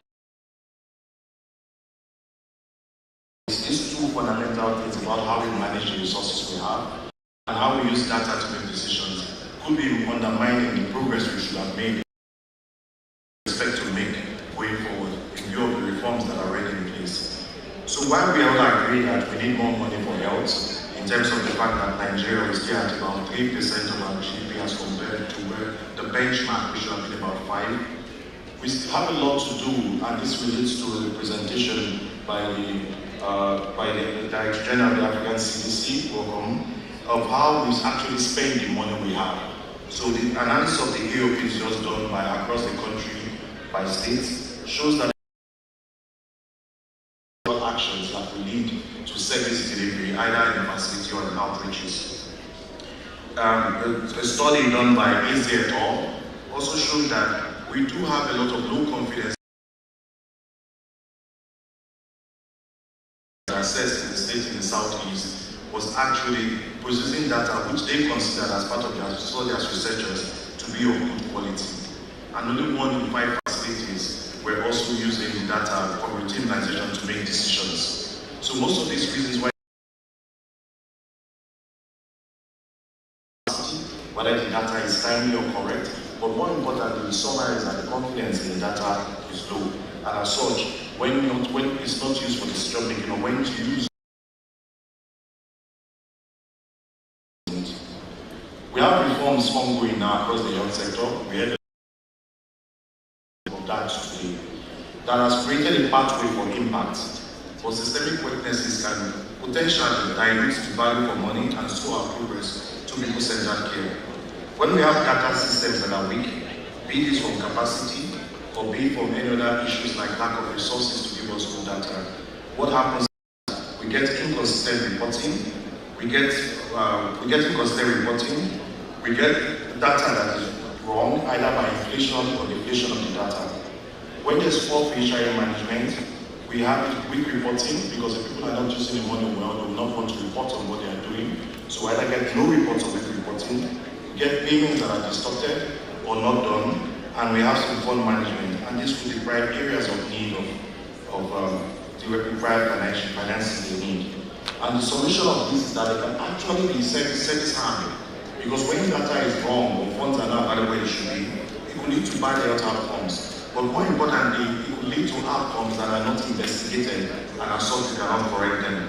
Because when funds are unavailable or data is inaccurate reporting, this will lead to under-reporting of issues such as maternal death and prevent us from actually investigating and prevent us from actually improving accountability and making corrective actions. But luckily yesterday we did hear from the Miami intervention that a lot of investigation is going on maternal death and that positive action is being taken to correct all of that. So sometimes when we talk about corruption, we do not quickly associate data malpractices as acts of corruption.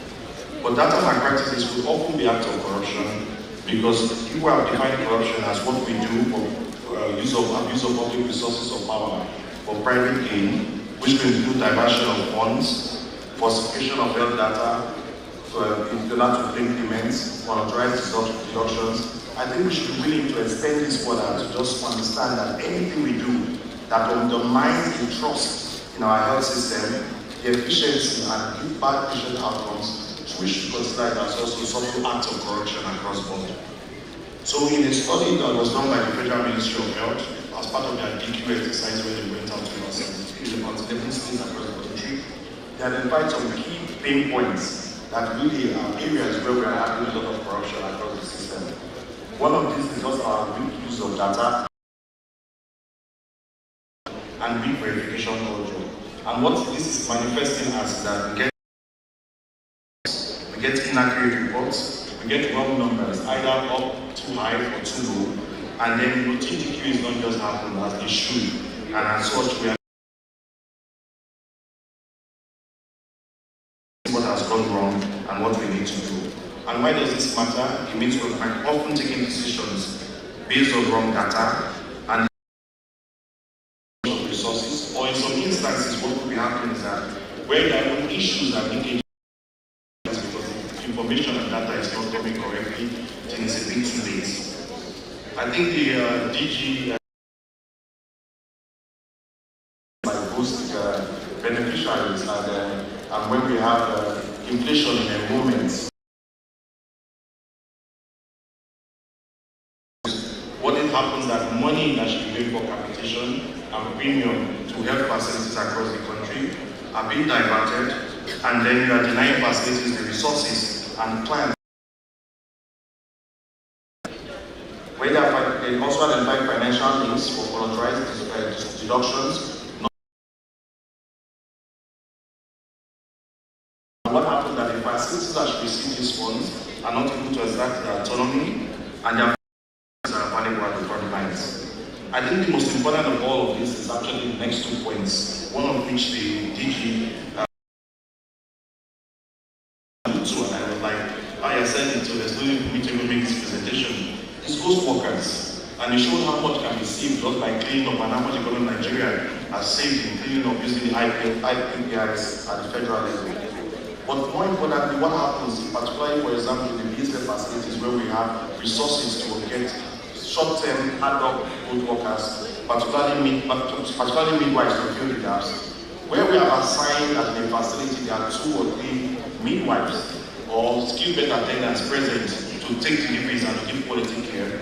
It means in reality, if those midwives are actually ghost workers, in reality, when there's an opportunity to actually assign workers, it doesn't get done because the record shows that there are midwives there. And so what happens? when people actually need to take care, there are no skilled attendants and bed available resources. And when maternal death goes unreported, no investigations are done, and as such, we do not even know something is wrong to fix it. But luckily for the Miami LGs, as you saw yesterday, community investigations are going on and actions is being taken. At every probably just about $10. But nationally, this runs into tens and hundreds of millions, and it's costing our health systems a lot and preventing us from saving lives in the health sector. And when do they think this is happening? Using the BACP, the Basic Care Provision Fund, as a case study. So we got some feedback from respondents. So these are not necessarily based by facts, but these are people that have interacted with the system and have actually either seen it for themselves or have the perception that this is the situation. And the most of it was that they felt that the BACP funds were being misappropriated or diverted at various levels. They also cited procurement fraud, which have been highlighted here today, and wrong reports, either false reports or doctor reports, and poor accountability. Of course, there's delayed release of funds, which has been this year, and we do acknowledge that. And then over-control sometimes by the state of an area is not giving the PSCs the opportunity to actually take decisions that they need to take about what is required to provide quality care amongst others. And there were some case studies, both from government records and from studies that have been done by individuals across the country. And these are some of 5 areas where we know that often corruption happens, particularly with the BACP. One, when there are wrong signatures to accounts. The BACP account is supposed to be signed by the workers and the community members. But in many instances, we have state personnel, local government personnel, being signatures to these accounts. And what does that happen? It means that sometimes monies are signed out that are not necessarily requisited by the facilities for their needs. We have misappropriation of funds whereby some states use funds that are meant to be sent to facilities that are facility financing for operations to buy consumables that have not been asked for. Sometimes those consumables that do not meet their needs. We have big accountability. I think Professor Ounjekwe and show that sometimes when the DFF and also when the capitation is released to facilities, that these are not adequately tracked. And there's also been reports of double expenditure by the facilities themselves when they go out for outreaches or carry out some activities and the report are retired. Report it about bringing use of other funds coming from partners across board. And more importantly, and all of this really stems from the fact that we have documentation. So we do know that this happens, and we also know that there are clear vulnerabilities that we have to watch out for. One of the things that the envelope is growing. We heard the distinguished Honorable Coordinating Minister of the Economy yesterday, giving us assurances that the BACP is going to grow, even from next year, down to the 2% we are seeking from the federal government. And you know when that happens, it means there's more money and there's a higher likelihood of leakage, so we have to watch out for that. We're expanding DFF facilities through decentralized disbursement. There are more facilities now that we have to look after. How do we track that without digital control? We're also increasing the amount of money each facility gets. And if we don't strengthen the governance and participation of the communities, particularly the more development communities at that level to govern the funds, there's high likelihood again of misuse. And for the enrollment of clients to the PACs, as capitation that we pay to the PACs, we do know that we do not control ghost enrollees. Most of that money will not get to deliver healthcare.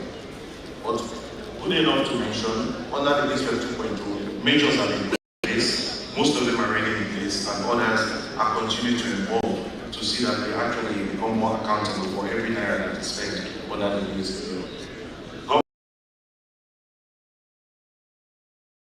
Then by the Honorable Coordinator of Health being expanded, and this is allowing us to prevent a lot of duplication, because everybody that is funding or implementing a major health program is on the committee and informing quarterly of what they are doing so that others can see their money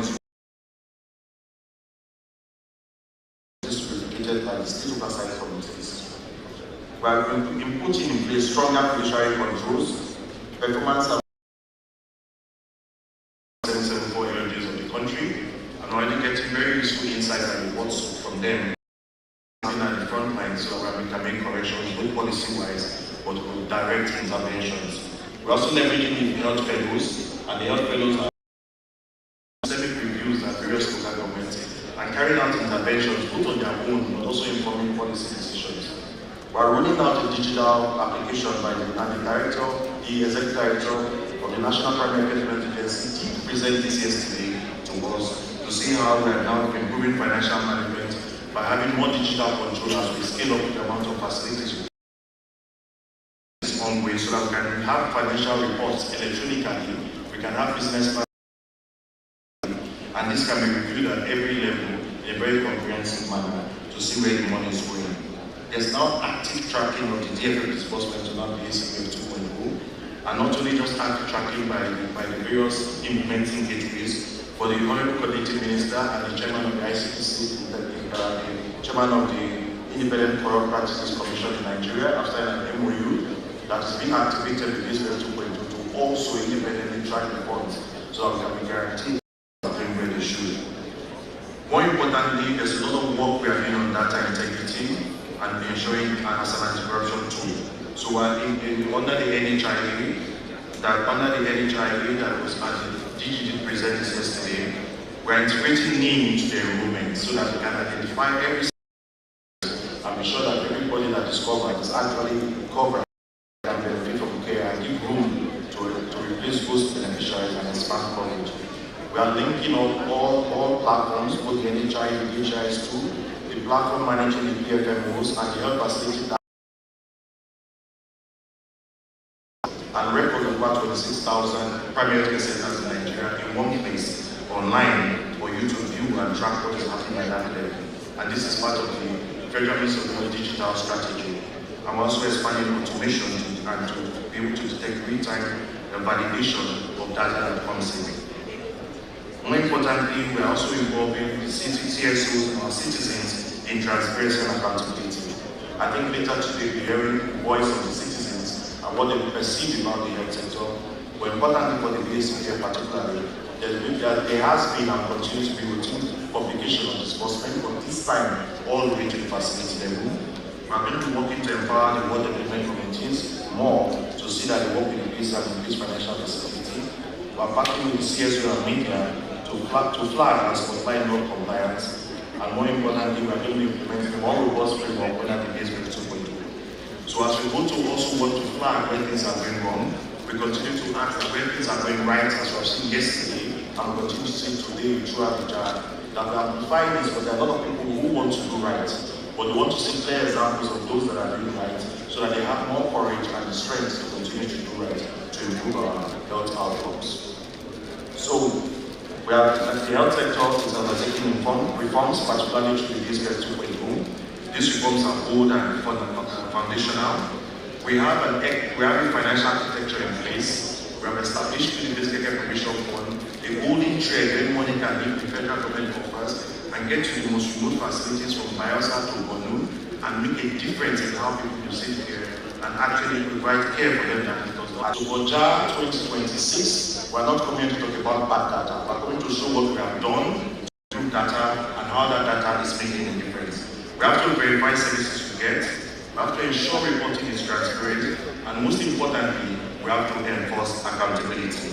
Every Naira lost to inefficiency or diversion is a mother, a child, or an adult not safe, and this will possibly lead to loss of life. The time to act to end corruption in the health sector is now, and we have nobody else can help us do it, but all of us in the world. Thank you very much.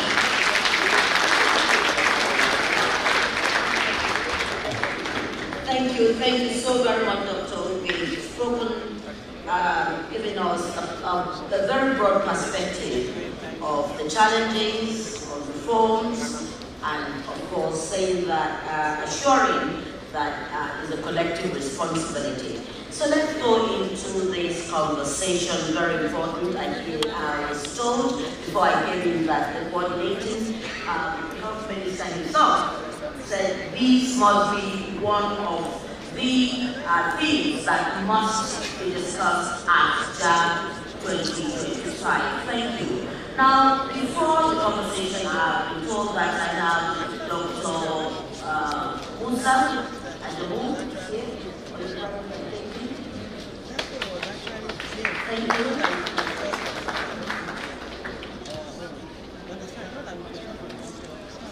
Okay. I just wanted to see food. So I'll start with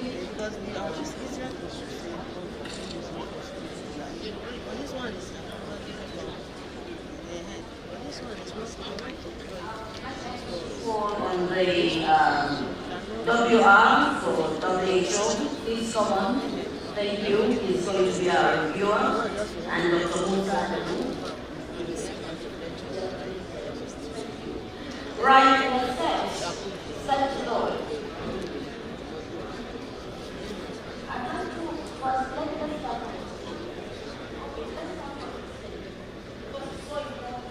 Whatever we're doing here, and it's not asking into the sub-national, we can go far with it in terms of reforms and, of course, the pathways of building confidence that Dr. Obe has addressed. Okay, I'll start with the Honorable Commissioner from Kwara State. What has been your experience in corruption and what measures have you taken to prevent or address it? Taking into consideration, let's look at the Basic Health Care Fund and how this has been able to work. What are those challenges? What are the corruption that you think we should make public and everybody can learn from it? Thank you. You have the floor. Thank you very much, ma'am. Well, there are multiple manifestations of corruption. Some of them seem innocuous, while some seem to be more sinister. One of the more innocuous ones I'd like to talk about is when we have health workers who don't show up to work because they do get paid for the days they did not work, and we do lose health and probably lives due to that absenteeism. So we've taken multiple steps to ensure, sometimes you just need to appeal to people's consciences, and sometimes you need to take strict measures to ensure that you lower the rates of absenteeism and the impact it has on the health sector. On to more sinister things like drug diversion. Historically, that probably existed. In Kwara State, it's considerably been tackled. If you recall, the entire state across the country came together under the leadership of the minister and the BHCPF team to say no to the typical fraudulent practices that permeated or that stained the BHCPF 1.0 process, and agreements were signed. Since then, the emphasis on minimizing corruption in all its forms in Kwara has been quite high. To that end, drug diversion, maybe from BHCPF to DRF, is almost something we only hear of in historical anecdotes in Kwara State. I'd also like to mention that when you look at the ownership, the word development that is in the BHCPF, it's very novel and it's quite commendable to watch their own facility go down. In fact, there's a bit of a healthy rivalry now between what is the most efficient and so on, and we encourage that healthy rivalry. However, a few cases where we found WDC SOC and the SOC agreed that the best way forward was a replacement of the WDCs, because before now it was always the traditional title. We replaced all the WDC chairpersons with younger, more educated people. We have WDC chairpersons who are just 30 years old in Kwara State in many wards. And because the he for she governor, 1 in 4 WDC chairpersons are women in Kwara State. Just where 1 in 2 cabinet members are women. This has brought vibrancy to the... I must mention that the SOC is also very heavy on monitoring. We challenge ourselves to monitor and get people as they work. We check the system to ensure that it is working as it is supposed to. So reports of diversion have reduced, misappropriation of funds, again, because it's just not worth it. There's too much serious work to be done. Is data, and Dr. Obe spoke We're lucky that we have from the Office of the Statistician General representation, either from errors or poor documentation.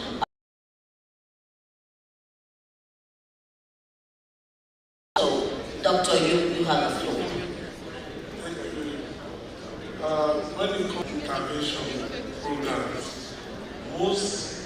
they sometimes falsify the check in place. Mainly that when they give us this information, we tend to cross-check for verification. So the information that we get from the field is not a one-time that comes directly to our server. So as we call them real-time editors. They receive the information, it will show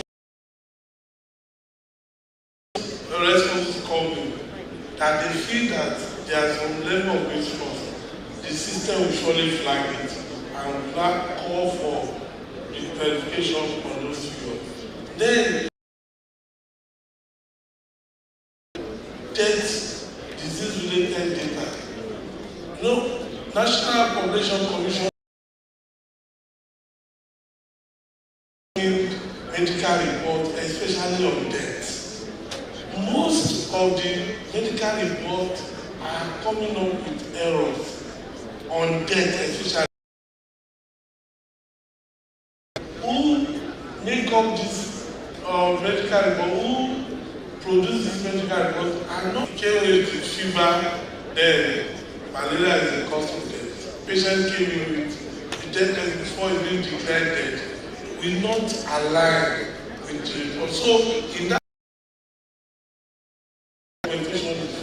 but in our case we are finding because this medical report, by the time we do some out,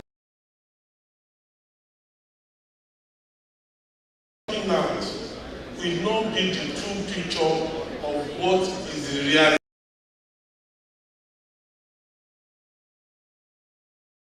System is garbage in, garbage out.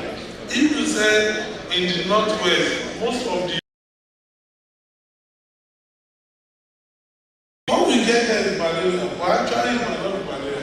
It can be something else. So there's need to build capacity in that area, and are you doing that? We'll come back to you. It's very keen to speak to this. I'll yield the floor to you. And yes, I think it will work.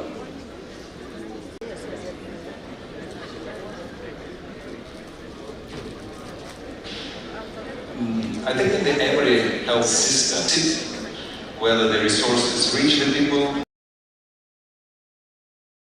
whether the reforms truly take root, and in the context, I think trust cannot be demanded. Trust can be only earned, and data is confidence, and it's not only a technical tool because data is used for multiple purposes. Brings a lot at different levels, also technical level, managerial, also getting the trust of the system. And we have seen that in multiple examples. Let us get back a little bit to the COVID.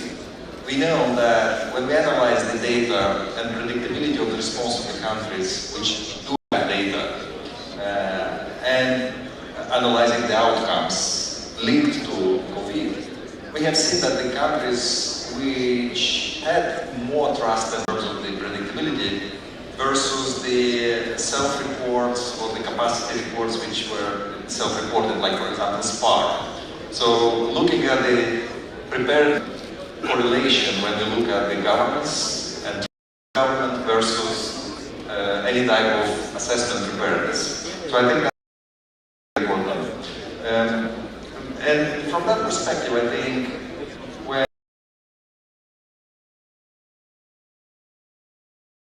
the communication when it comes to communicating to the public, that brings really trust and that brings confidence. And I think that is something which we would like to maybe apply also to the topic of risk of communicating the showing.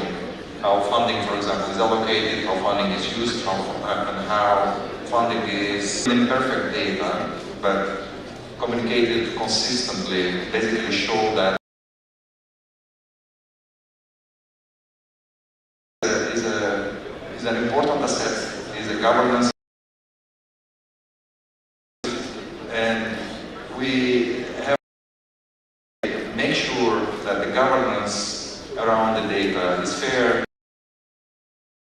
data is timely, we work on the quality, and as I said, it's very rare to really engaging with the public with the type of data which is understandable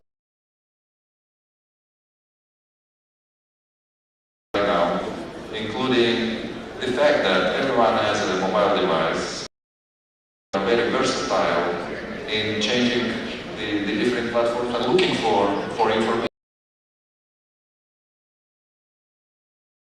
That question marks. Thank you. Panelists for 1 second. And,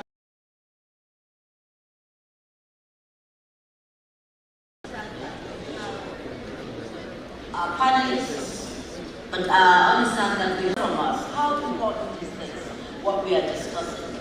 Let's hear the voices of other panelists. We have a microphone that will go around.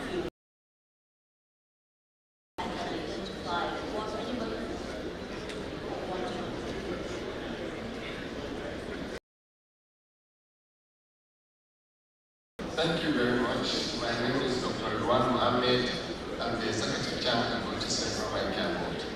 My concern would, whenever able to check, because I want to go from CBN to our facility directly. Be able to check what they do with the money, they just retire the money from the facility. I think in 2.0, I think from now we should start Commissioner of Health to track movement of funds when the quarter has already passed to pay the money, they just retire with the city. Thank you, Dr. Obesh. I think I just wanted to talk about data management. And we seem to constantly have disconnections between what we have.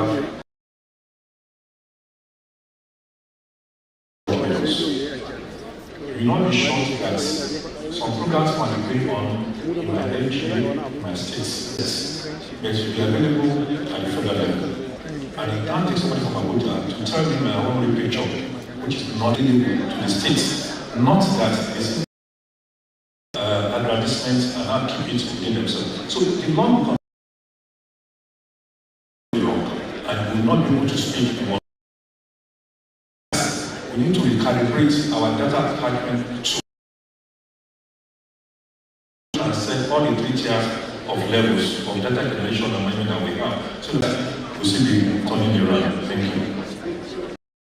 Any other from the My name is Dr. Ivoa Emeka Philip, Executive Secretary of the West State Primary.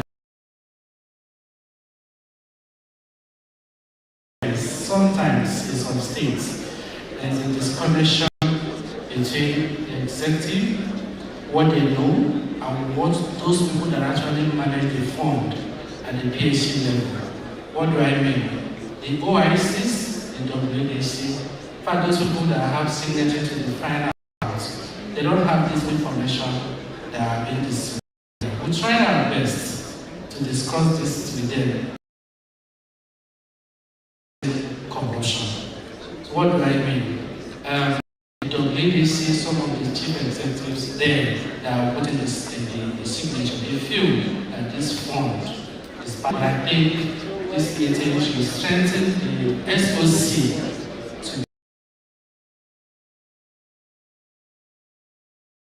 to more on this.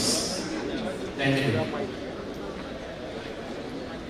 I want to do a write-down to say something that we started doing that has helped. So from where the quarterly business plan is teased out, because we had challenge the health insurance gateway at the level of the primary health care, because they get that far.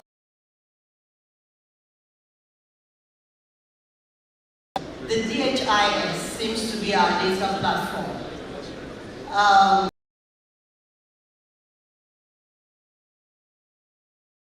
Many of the facilities are no longer functional, but they are there.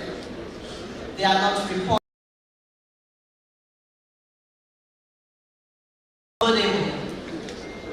And so we keep getting the wrong data because data quality is poor. Only what goes in comes out, and what is being done. Good afternoon, and the audience. My name is Tomi Koka, Commissioner for Health for Ogun State. Given that we spend, according to the 50 to 60% of our finances on our HRH in our rural area, where we're trying to close the gap in inequity in provincial centers, that we can integrate software that we can track absenteeism like biometrics, so that when people come to work, we know they come to work. Software to help us track absenteeism. I thought I saw something. This was a specific, I'm not on the panel, I'm just a participant. But the commission and you and the mayor and others can think about what that response would be. I think that's sort of take a decision on either a roadmap or how we can get there where we will have Also COVID, moving forward and moving fast. I know that Dr. Lumide wants to jump. Good morning, Mr.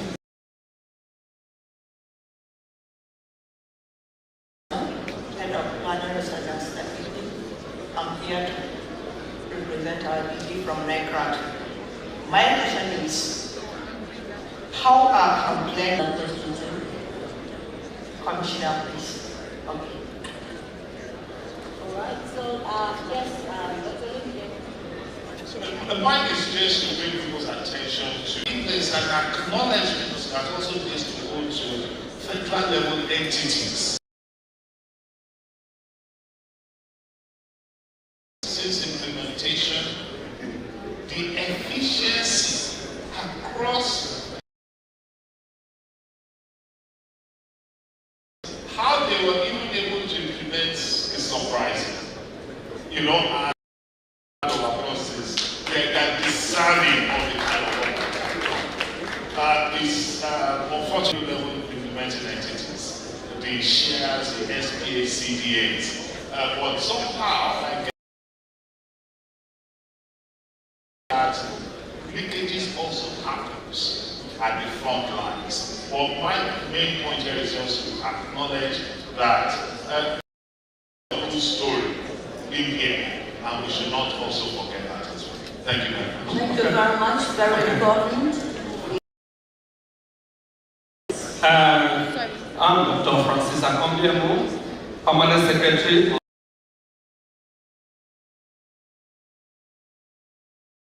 Is something on the proactive in tackling it.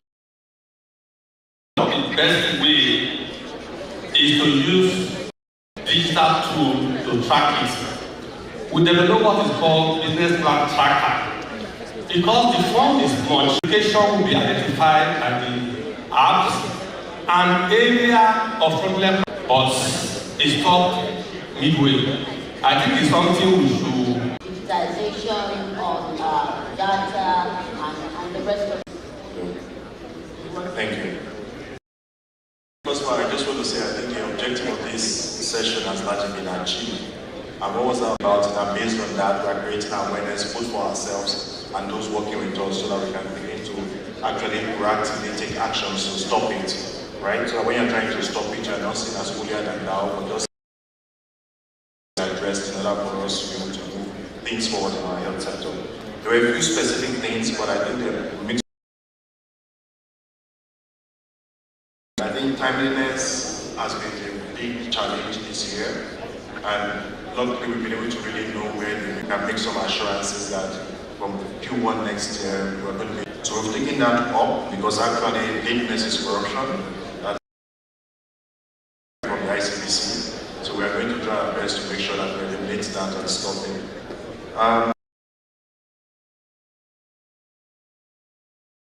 Be sure that you don't have a case that was raised where partners go straight and give money to facilities without the state being aware.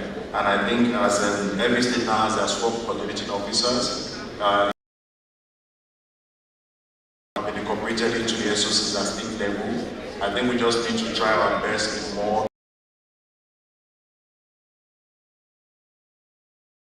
done the right thing by coming to the Honorable Commissioner, the head of the state health, declare what they plan to do in the state and presenting documentations, both financial and programmatic.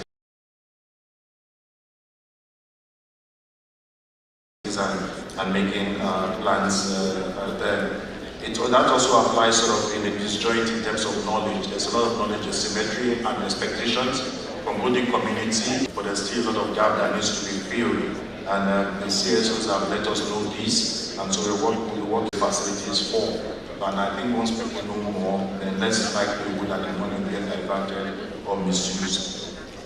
Regarding the shares on the business, with the use of the annual operational plan by everybody now, facilities too, and have a summary of what those plans are so that you can have a good idea what is being planned and work on it. So that does exist, and one of the ways you can at least quarterly meet with your counterparts in the State Primary Care Board, the State Emergency Management Plans and Resolutions.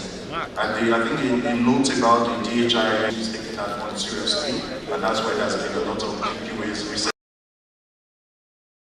With data, I think we can all, with the permission of the Honorable Coordinating Minister, to make decisions going forward.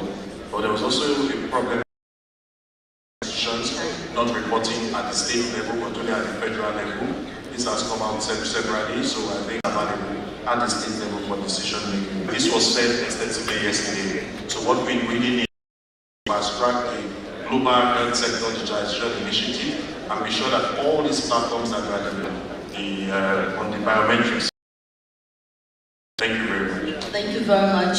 I have online, but I'd like I'll give like a minute.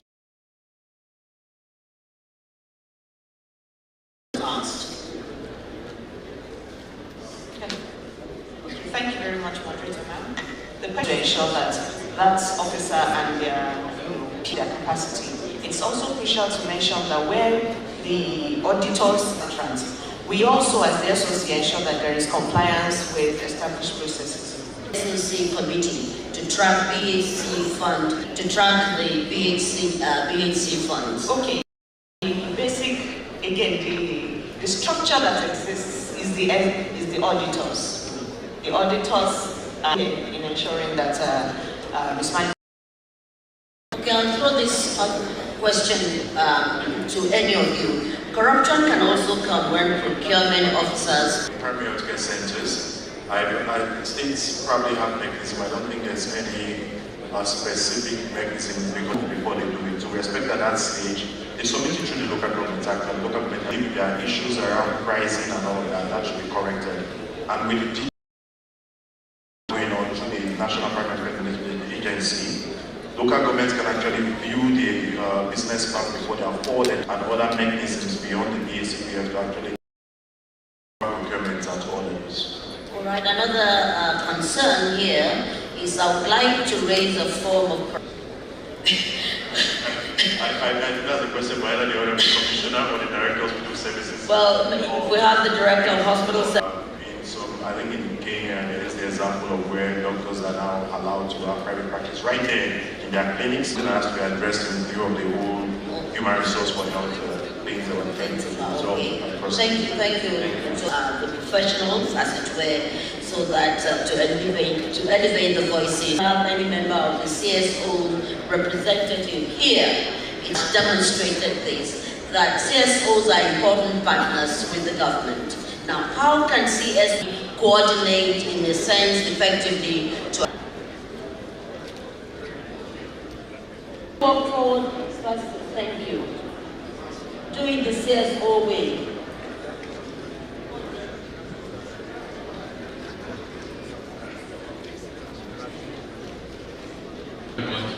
Good afternoon, everyone. Yes, I come from. We are having what we call a budget transparency and accountability network.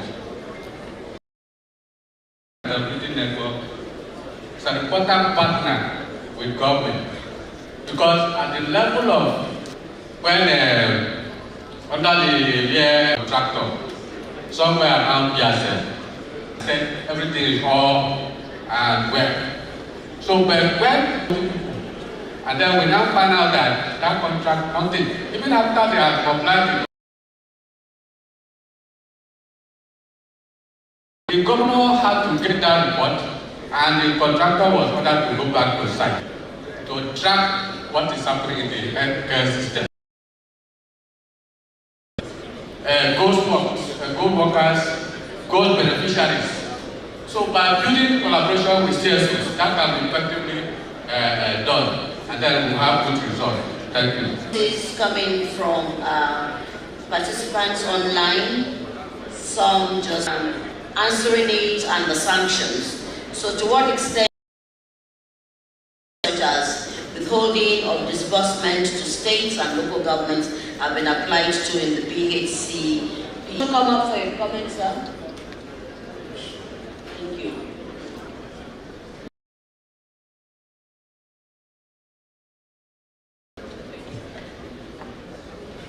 The director himself. Okay.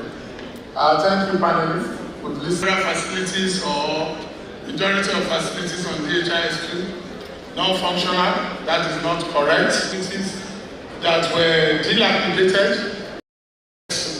So because of that condition, services could not go on. But they've gone there, over 4,000 now, fine.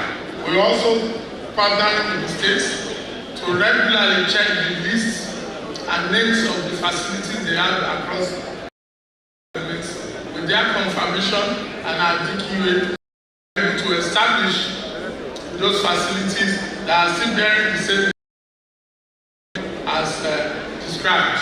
So I want to assure you on DHIS2, just if it's not because they are not reporting, but large majority for the tertiary health institutions about diversion of patients.